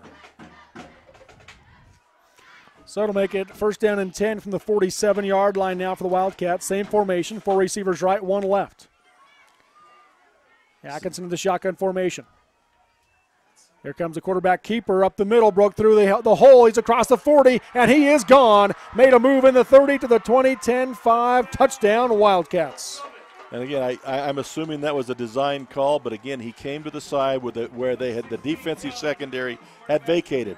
I thought he would throw to Danzy because it was single coverage on the left-hand side, but instead he ran into that gap. Atkinson with his 4th touchdown run of the game makes it now 27-3, PAT pending. 53-yarder on that one. So even though his ability to throw the ball has been limited by the defense, he's made it work with his legs. 2 big, long touchdown runs. He's got 10 carries for 146 yards on the game. Ooh. And 4 touchdowns. I'm not a math man, but that's a pretty good average. Here comes the extra point now for South Summit. Snap is good. Hold is down. Kick is going to be short as Millard got some good pressure there. So with 7:47 to go on the Intermountain Fillmore Hospital scoreboard, it is South Summit 27, Millard 3 on the Mid-Utah Radio Sports Network and Centricom Channel 10. Smithfield Hog Production Division offers excellent career opportunities right here in our area. For a career with growth potential, come join our team. Great jobs in all phases of animal production, starting at $12 an hour and certifications to $13 an hour in the first year. Smithfield provides a full benefit package including medical, dental, vision, 401k, life insurance, paid time off, and more. Click on smithfieldfoods.com/careers or call 435-387-6000. That's 435-387-6000. Smithfield. Good food responsibly. We offer quick service on your loan request. We make our loan decisions right here at the bank. You don't have to wait for an answer from some out-of-town loan committee. It's one of the advantages of banking with hometown people. You're independent, so are we. Utah Independent Bank, member FDIC. Hometown people, hometown spirit. Hometown people, hometown spirit. And welcome back here to Timpview High School. 7:47 to go in the game. 27-3 is your score. South Summit with the lead over the Millard Eagles. So that has been 27 unanswered points by South Summit as the kick will go into the end zone for a touchback for the Eagles. But, yeah, 27 unanswered points. Millard scored first in this game, but has been unable to get some points on the board since then. Yeah. And In the 1A semifinal going on at Payson High School, double overtime between Parowan and Duchesne, 7-7. Parowan scored in the fourth quarter with 5 seconds left to tie it. And send it to overtime. That's another great story, the Parowan Rams, too. You know, I don't think they've ever been this deep in the football playoff before in their lives. Last year. Okay, last year. But before last year, yes. Yeah. Great story. Myers drops the pass on 1st and 10, throws the out route to Davies. Davies at the 25, gets across the 30, but he knocked it out of bounds right at the 30-yard line for another Flowell Electric first down. Given the short, Millard, it's going to be almost impossible for Millard to go anything deep at this point in time. They need to keep hitting these outsides if they can, getting the clock stopped by jumping out of bounds, because the defensive secondary for South Summit, they're tighter than I thought they'd be, but they're still giving some room. Trips left, one receiver right. Myers again looking for that quick hitch, and he throws to Marshall on the slant route through his hands, missed it, dropped it, and then off the chest of Frank Matheson for South Summit. Couldn't hold in the interception. Got it complete. 35 passes thrown in the game now by Brooks Myers. 18 for 35.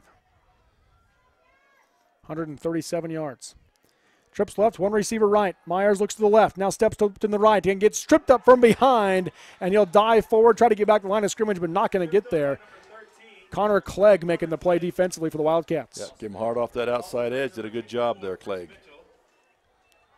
So a loss of a yard for Myers. And again, in your pregame and your talk show this morning, they talked about the number of passes they threw up at South Summit. Did not want to do that again, but here we are. Here we are. At 35 passes. 3 receivers left, one right. Myers drops the pass. There's a quick hitch route to Marshall, and Marshall swallowed up after about a 4-yard game to the 33-yard line. Got to get that caught and get out of bounds if you want to keep that clock stopped. Needs to get a little more distance out of it, too. So 4th down and 7 for the Eagles. 6:52 to go. Going for it here, deep in their own territory, down 27-3. Myers looks left, rolls to his right, looking downfield, has a man open, comes to him, and dropped, hit him in the chest, and he couldn't hold on to it. Braxton Robbins couldn't make the completion to convert on 4th. Found the right spot.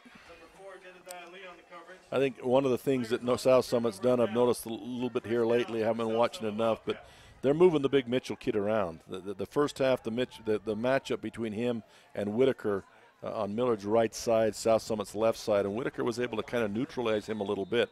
But now they're moving him around. They're putting him at right tackle, left tackle. They're moving him around to get more pressure on the quarterback, and it's working for him as he's had more of an influence here in the second half. 6:40 to go. South Summit will start on the Millard 33-yard line. Yeah, Mitchell's had a big game in this one for the Wildcats. You can have a wingback of the Wildcats. Trips right, one receiver left. Atkinson in the shotgun formation. He'll take the snap, drop the pass, looking to his left for Danzy, and has Danzy on the slant route as he beat Cranny. Cranny dives and brings him down inside the 10, but a Flowell Electric first down for the Wildcats. I mentioned at halftime, Millard cannot become predictable. And right now, Atkinson is just tearing them apart. He's waiting to see the single cover. Usually it's Danzy alone on the left-hand side, and the minute the free safety moves to the other side of the field or the blitz starts to come, he's found Danzy. And that time, the slant inside, they're just tearing Millard apart by waiting for that. Millard has gotten way too predictable. 4 receivers right, 1 left again. Atkinson in the shotgun, drops the pass, looks for Danzy again, throws on the out route, knocked away. This time Cranny got a hand in there to make it incomplete. And let's hand it to Cranny.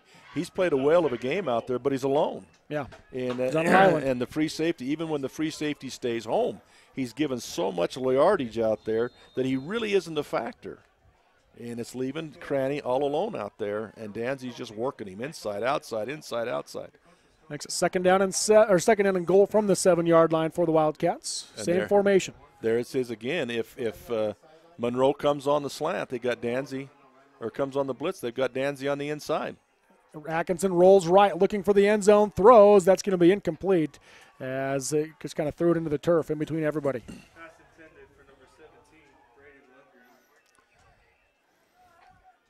13 for 33 on the game is all I have Atkinson for. Yeah. Well, 134 yards. He hasn't had to throw it. He just runs. 6:09 to go in this one. 27-3, South Summit the lead on the Intermountain Fillmore Hospital. He's been much more accurate here in the second half with what we're talking about, with right. the single cover on Danzy on the left side. and it's there again for him right now. Same formation. Going to send Rose in motion this time right to left. Rolls to his left, looking for Danzy. Throws for Danzy. Touchdown, Wildcats. On the out route, he got it to him. First passing touchdown of the game for the Wildcats. And I wish I'd been able to see things this clear when I was coaching. but right now, things are pretty clear out there what they're doing.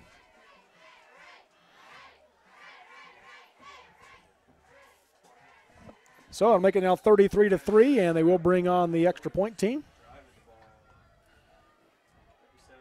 Danzy with 7 catches for 67 yards now and a touchdown in the game for South Summit. Not a lot of pizzazz in the step of the Millard Eagles anymore. They're pretty well know what's happened to them out there. There's not a lot of animation. Extra point is up and good. So with 6:04 to go in the game, it is now South Summit 34 and Millard 3 on the Intermountain Community Hospital scoreboard on the Mid-Utah Radio Sports Network and Centricom Channel 10. The Intermountain Power Service Corporation is proud to bring you this presentation. IPSC is a community-minded company that contributes to our local schools, community organizations, and economy. The Intermountain Power Project consistently ranks among the best of America's coal-based power plants in reliability, cost-effectiveness, and environmental responsibility. Intermountain Power Service Corporation strives for perfection and is honored to be actively involved with Delta, Millard, and Juab High Schools.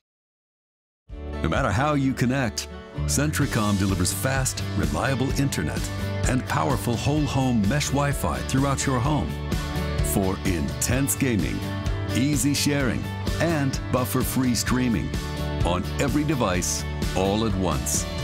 With experts ready to help. Connect to faster internet. Connect with Centra Wi-Fi. Connect to now. Call or click Centricom.com to upgrade your internet today. Now welcome back here to Timpview High School semifinal football action. South Summit on their way to their 6th straight state championship appearance in the 2A classification with a 34-3 lead over Millard. 6:04 to go.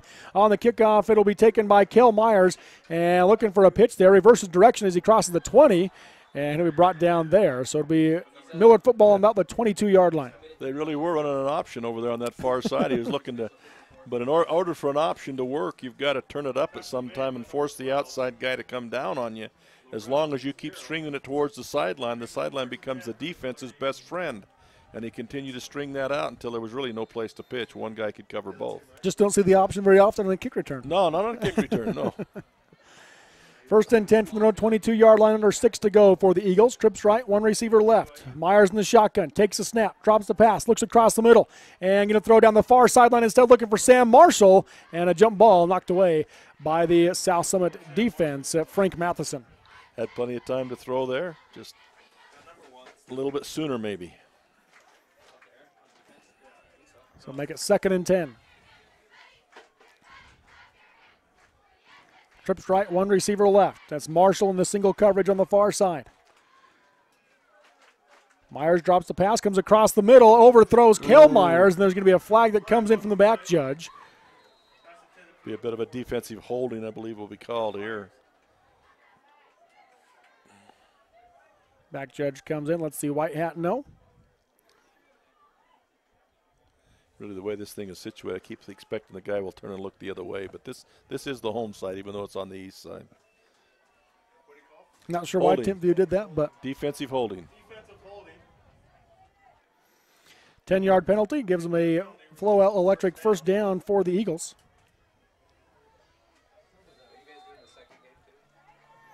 So 1st and 10 from the 32-yard line. Trips right, 1 receiver left. Comes a pass across the middle on the slant route to Monroe. Monroe makes the catch. He's got a first down and more to the 45, across the 50, lowers the shoulder down to about the 45-yard line in South Summit territory. So a nice pickup for the Eagles. Nice job for Monroe getting involved in a little bit here. They've come to him a little bit here in the second half. He's made 3 or 4 catches here in the second half. Good athlete. Need to use him more. 3 catches for 47 yards. Now Myers drops the pass. Going to throw across the middle for Kel Myers. That's caught inside the 25, down to about the 21-yard line as Kel Myers comes up with a big flow electric first down. That might be the best pass that Brooks has thrown. I mean, that had some touch on it. Kel was really in the middle of three different guys there, three defenders, and he dropped that just over the first one right into the hands of Kel. That was a beautiful throw right there. Trips right, one receiver left. Again, Brooks drops back to pass, looking to his left, going to throw for the end zone for Marshall. Jump ball, and it'll be knocked away by the South Summit defense, Caden Larson. There is a penalty. This time the defender did not get off the field, so South Summit had 12 on the field. So that will be a penalty against South Summit. Yeah, they'll come over, the Whitecap will come over and confer with the line judge. Injured player coming off for South Summit as Schaefer Myers, defensive starter for the Wildcats, clearly limping with that right leg. Well, let's see. They didn't. Two teams are lined up. They didn't give and him they are going to mark it off. the flag. There it is. Now they will mark it off, as you mentioned. Illegal substitution. So that'll mark it off down to the 16-yard line.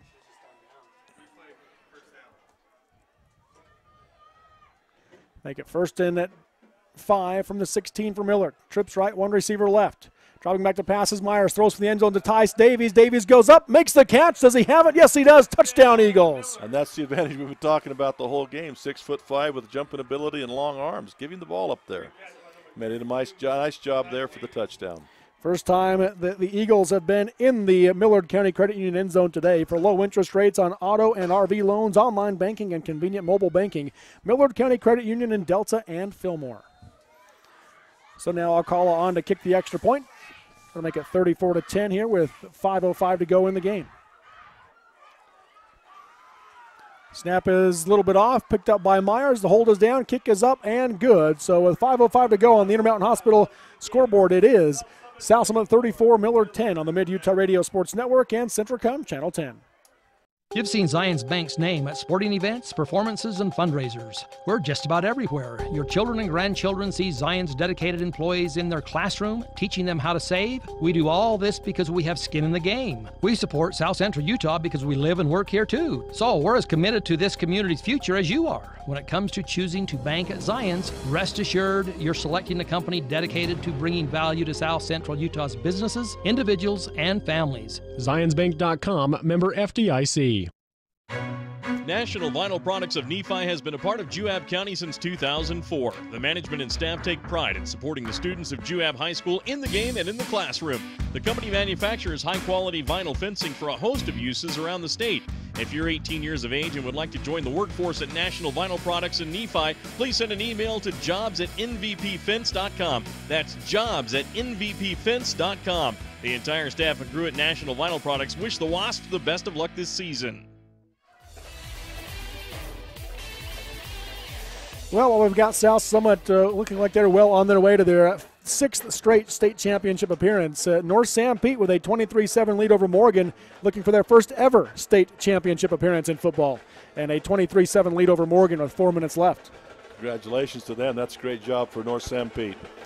Onside kick by Millard. I'm not sure South Summit was really expecting the onside kick for a minute there, but they do recover it at the 45-yard line. Well, it took a nice fortuitous bounce for South Summit. Popped right up, and they did have a tight end over there, number 81. So they had the right guys in the right spots. So it'll be South Summit football on their own 45-yard line after the 16-yard touchdown pass from Brooks Myers to Tice Davies to get Millard their first touchdown of the game with 5:05 to go.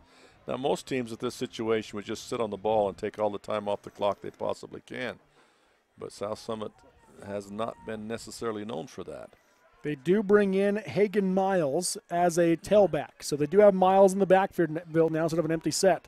And they will give it to him right up the middle. He hit the hole running hard, did Miles. He gets across the 50 down to the 48-yard line. Boy, did he. That's a nice hard run by Miles.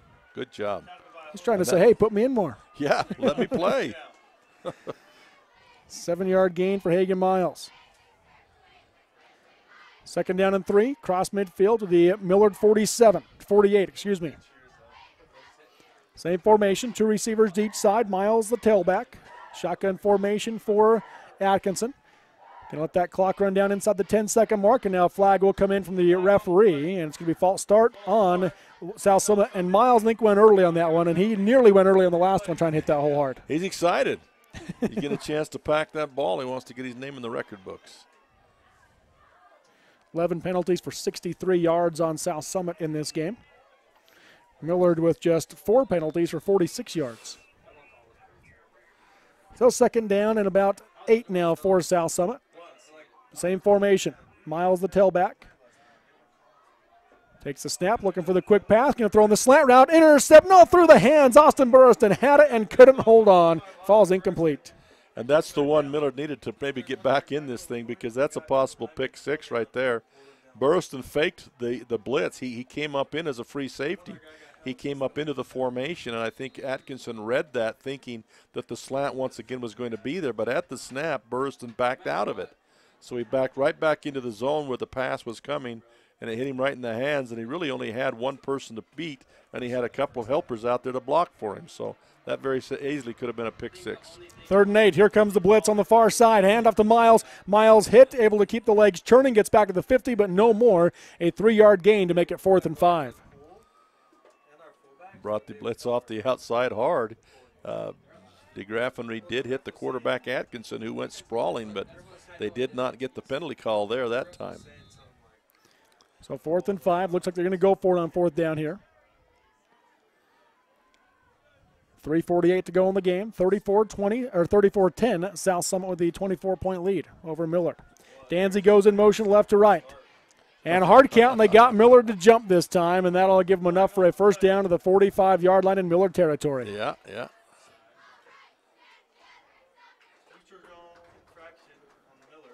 Millard been very disciplined on that so far this game until right there.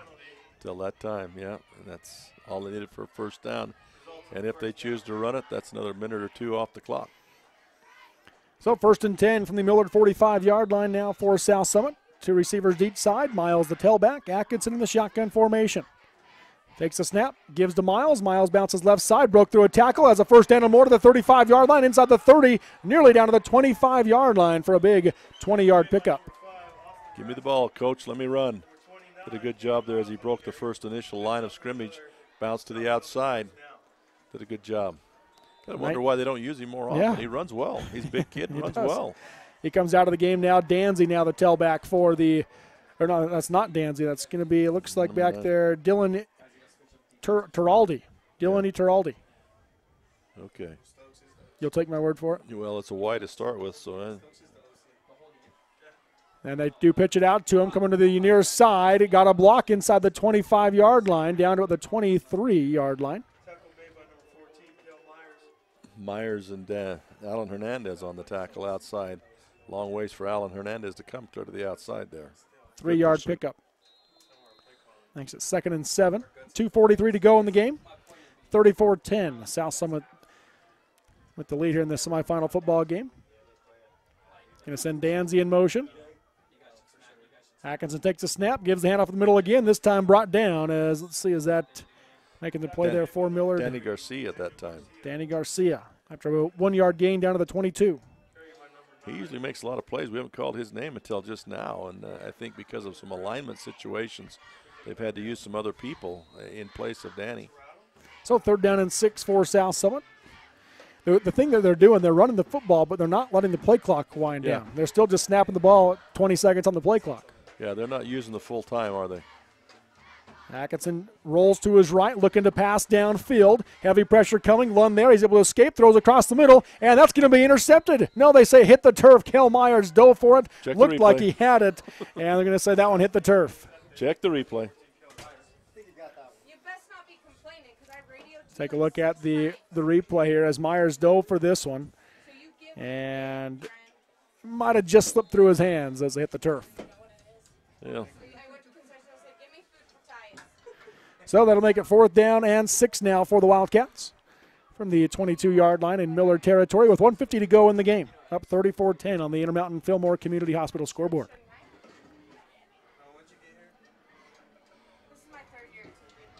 Two receivers to each side. Teraldi, the tailback. Atkinson drops the pass again. Here comes the rush. Heavy pressure. Avoids it. Rolls to his right. Pressure still on. Throws and diving for it was Lundgren. Couldn't come up with it. Turnover on downs by the South Summit Wildcats. Great effort out there by the receiver. I thought he was going to come up with that as he dove out there to catch it. And Atkinson staying free from the pressure. That's a good throw on the run. Yeah. Lundgren just couldn't quite come up with it on the diving attempt. So Millard takes over with 1:41 to go. One more drive for the Eagles from their own 22-yard line.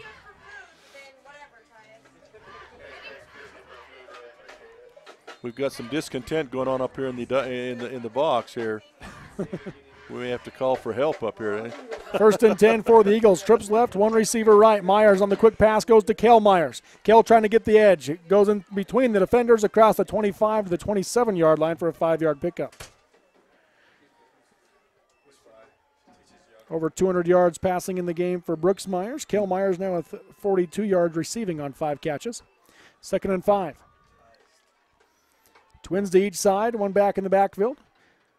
Myers will take the snap, drop back to pass, looking to his left, throws across the middle for Marshall, and defense kind of obstructed his vision a little bit, and Marshall couldn't come up with it. Number 44 for South Summit may have got a hand on that ball and just tipped it away as it looked like it fell behind him. That's Caleb Budakofer. Yeah, okay. And Austin Burson, by the way, not in there at tailback. Wasn't on the last drive either for the Eagles. Looks like that's Braxton Robbins. Yep. Quick pass goes to Kel Myers. Myers has the first down to the 35-yard line. Made a move out to the 38 for an 11-yard pickup. And again, South Summit's content to give those 10, 15-yard passes because of time. Millard could complete those. Makes it look like they found something in the defense, but really it's just South Summit is deepening up, and they're content to keep everything in front of them. 1st and 10. Myers drops the pass. Plenty of time. Rolls to his right. Looks downfield. He's going to throw. Has Monroe at the 50. Monroe makes a move and will go out of bounds at the 48-yard line in South Summit territory for another Floel Electric first down. And that was designed to go deep, but Monroe could see that there was a problem, so he's cut his pattern off and came back to that ball, so it's a nice pickup. But again, the defense just content to let them throw shallow and keep everything else in front of them. 49 seconds left. 1st and 10 from the South Summit 48-yard line for Millard. Myers drops the pass, looking for that quick pass again. Not there. He's going to throw on the out route instead to Monroe. Nice play call. Monroe has the first down the sideline and steps out of bounds at the 37-yard line for a first down. Good decision. He was looking at Kel out there, who was open on the little spot pass, but he could see the defense fall away behind him and left Monroe open on the outside. Monroe with a big second half here for the Eagles.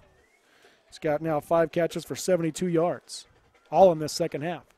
Trips right, 2 receivers left. Myers drops the pass, looks to his right, going to throw deep for Davies. Davies on the sideline, and it's going to be intercepted by the Wildcats as he just turned and had the ball delivered in his lap. Yeah, they need to be thrown up over the top, and unfortunately it was thrown down below. Davies needs to do probably a little bit better job of defending that pass, but it needs to be thrown up in the air where Davies could get his hands on it.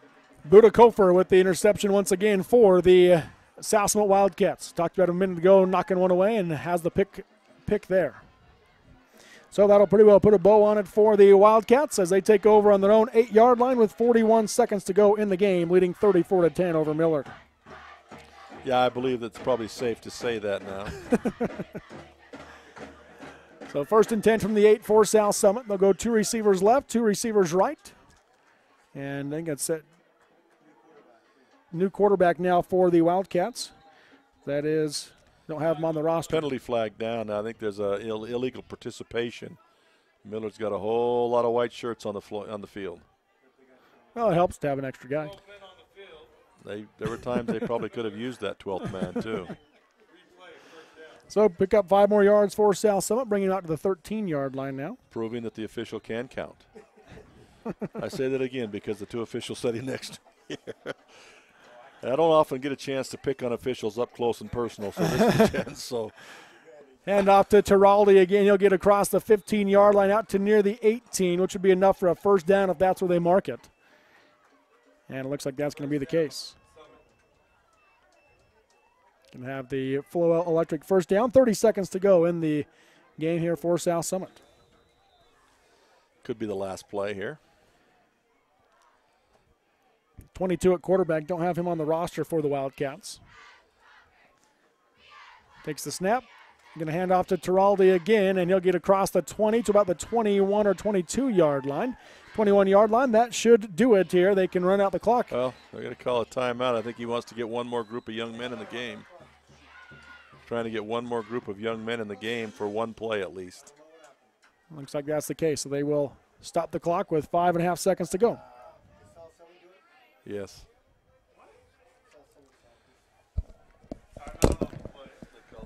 So timeout called by the South Summit Wildcats with a 34-10 lead and 5.5 seconds to go in the game. Now they're going to come to put 12 seconds on the clock. So 12 seconds left, as looks like, as you mentioned, Dennis, Coach Grajek just wanting to get one more young group in the game.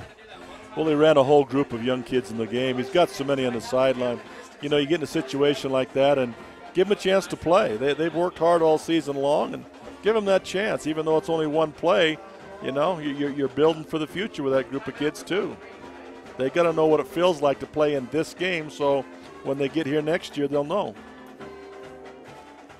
So Coach Grajek talking to the younger group of players, and he'll get them out there. Hopefully they've got positions taken care of. There is some confusion right now as to who's going to be where.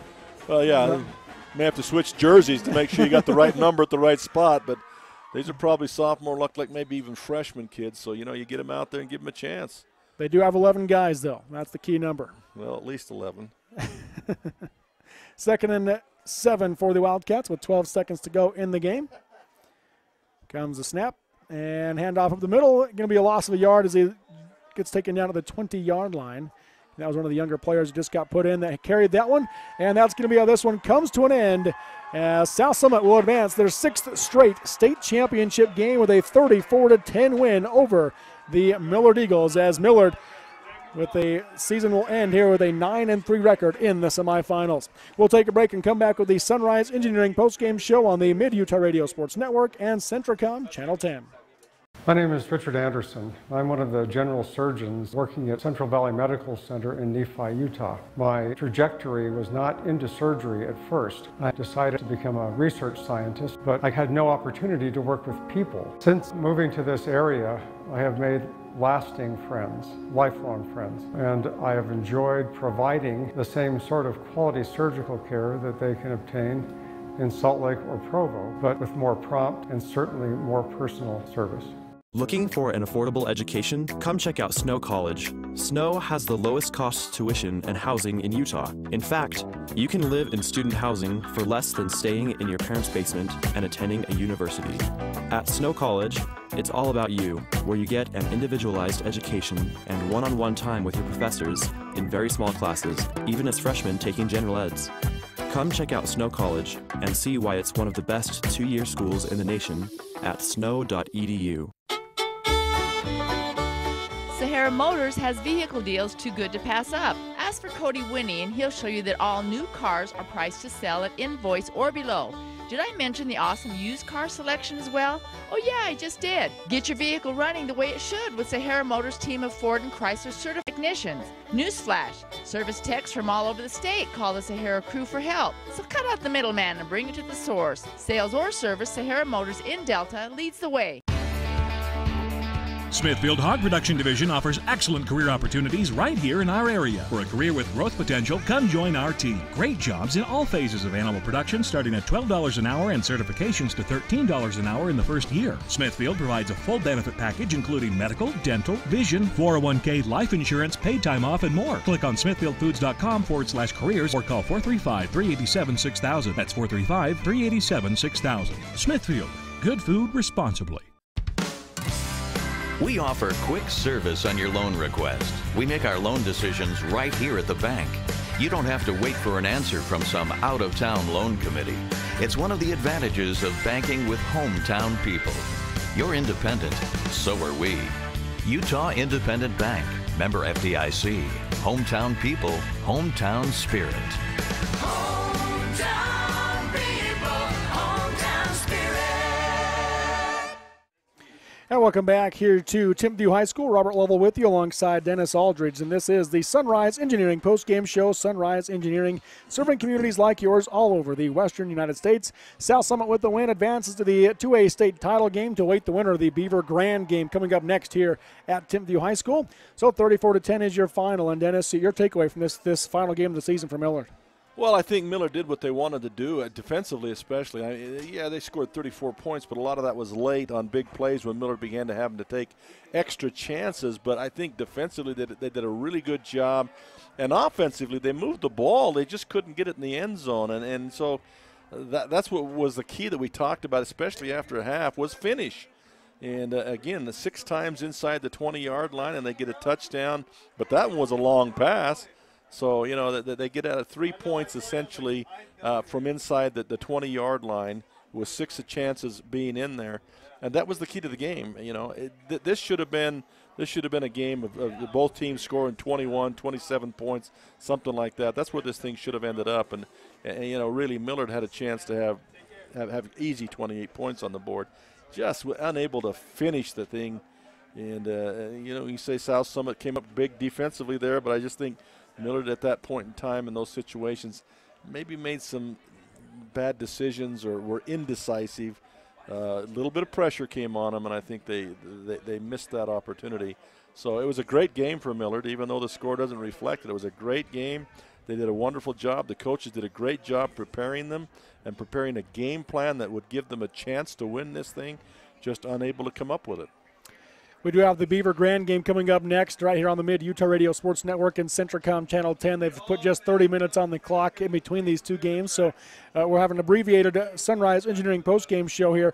Let's go to the final stats in this one. As appreciate Brad James again being here tonight or this morning with us here at Timpview High School. As total offensive yards for Millard, 428 yards, and as you mentioned, just 10 points. And you told me in the break, if you don't get that last yard, it doesn't matter. Yeah, 428 yards, but they missed 5 or 6 yards here and there. And then for South Summit, they finished with 375 yards in the game. Passing-wise, Kel Myers was 24 of 48 passing for 228 yards. He did throw 2 interceptions, and that was Brooks Myers. Yep. They got Kel Atkinson on the other side. And, of course, Kel Myers, the twin brother of Brooks Myers, so it's my mistake. Anyways, Kel Atkinson for South Summit, just 15 of 38 passing, not his normal numbers, but he did still throw for 153 yards and a touchdown, but it was his legs that got the job done as they outrush Millard in this one, 222 to 200, and Atkinson had 135 yards and 4 touchdowns on the ground. Yeah, but even with his throwing, though, he got very, very effective in the second half as they began to take advantage of what Millard was doing and reading that. He did a great job. And so he became much more effective in the second half, and that opened up the running even more for him. Yes, it did. Leading receiver for South Summit in this one was Jared Danzy, 8 catches for 80 yards. For the Millard Eagles, Austin Burrison had 23 rushes for 93 yards. Brooks Myers had 26 carries for 98. And then passing-wise, receiving-wise for Millard, it was Kel Myers with 6 catches for 42 yards. Hayes Monroe had a big second half, 5 catches for 83 yards, all in the second half. Yep. So there you go. Those are your final stats in this one. Let's name our Fillmore City player of the game here, Dennis. And, you know, a few guys you could kind of look at to see who on this one. They moved the ball. They made plays. Just could never quite punch one in the end zone. But who are some of the guys you look at saying here that you think deserve that player of the game nod? Well, I would think that if you could, that offensive line did an excellent job, I thought. Yeah, it crumbled on them late, and they had some struggles late. But for the most part of that game, especially with the big Mitchell kid, I mean, they controlled him. Kel Myers, who threw or ran for his life, would be another one that you'd look at. See, Brooks Myers now. Excuse me. See, now you made the same mistake as me. Brooks Myers, who was over either 300 yards. 300 yards total offense. But if you give him that pat on the back, you got to give that offensive line the pat on the back because they did a great job. So we'll go with the player of the game, the offensive line today for the Millard Eagles, helping them get over 420 yards in this one. Utah's first state capital wishes all the teams good luck. Thanks to the community, coaches, and staff for making Fillmore such a great place. That's Fillmore City player of the game, the offensive line here today for the Millard Eagles. The sub of the game, it's always kind of hard to figure out who a sub is in football because there's so many guys that come in and out. I'm going to go with the Dwayne's Foodtown sub of the game. Well, you have someone in mind? Well, I was thinking of the little defensive back, Cranny. Jaden Cranny. Yeah, I had come up with him and Hayes Monroe. Neither of them actually subs, but Cranny defensively did a great job, and Hayes Monroe in the second half had a big second half receiving-wise. Yeah. So Jake and Cranny, Hayes Monroe, the Duane's Foodtown subs of the game, where the managers go the extra mile to ensure you receive the freshest produce, provide the choicest cuts of meats, and best quality on every item. That's Duane's Foodtown. That's going to do it for our Sunrise Engineering postgame show. We'll give way to, looks like, Scott Langford and Wade Hollingshead here for the semifinal game between Beaver and Grand. That's coming up next here on the Mid-Utah Radio Sports Network and Centricom Channel 10. Once again, your final here, though, it is South Summit beating Millard 34-10. A final in the 1A semifinal, it was Duchesne in triple overtime over Parowan 15-7. And we have a final on the North Sanpete game. 23-7 was the last score we had. 23-15 in the fourth quarter. Late in the fourth quarter there, North Sanpete on their way. Looks like maybe on their way. 8 points is obviously still one score and a 2-point conversion, but possibly on their way to their first ever state championship game appearance. Just went final. We got a word. Nate the Great letting us know. 23-15 the final. North Sanpete for the first time ever competing in a football state championship game. Congratulations to both. Yeah, absolutely. So that is going to do it for us here today. This has been the Sunrise Engineering postgame show serving communities for over 40 years. Learn more at sunrise-eng.com. Thank you for listening and watching, and have a great weekend, everybody. Stay tuned for Beaver Grand coming up shortly.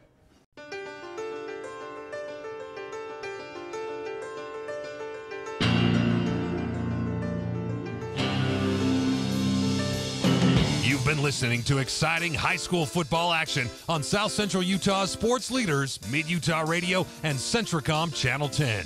This sports broadcast has been brought to you by sports-minded sponsors throughout South Central Utah. Join us next time for more exciting high school football action on Centricom Channel 10 and Mid-Utah Radio.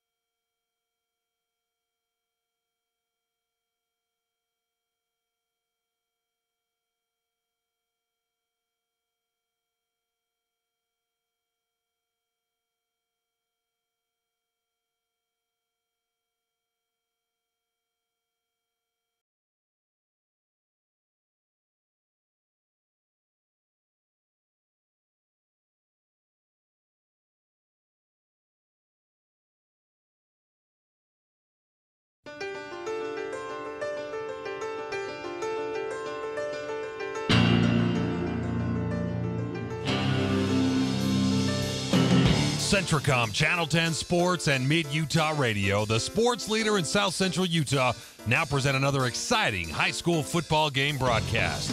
This sports broadcast is brought to you by sports-minded sponsors throughout South Central Utah.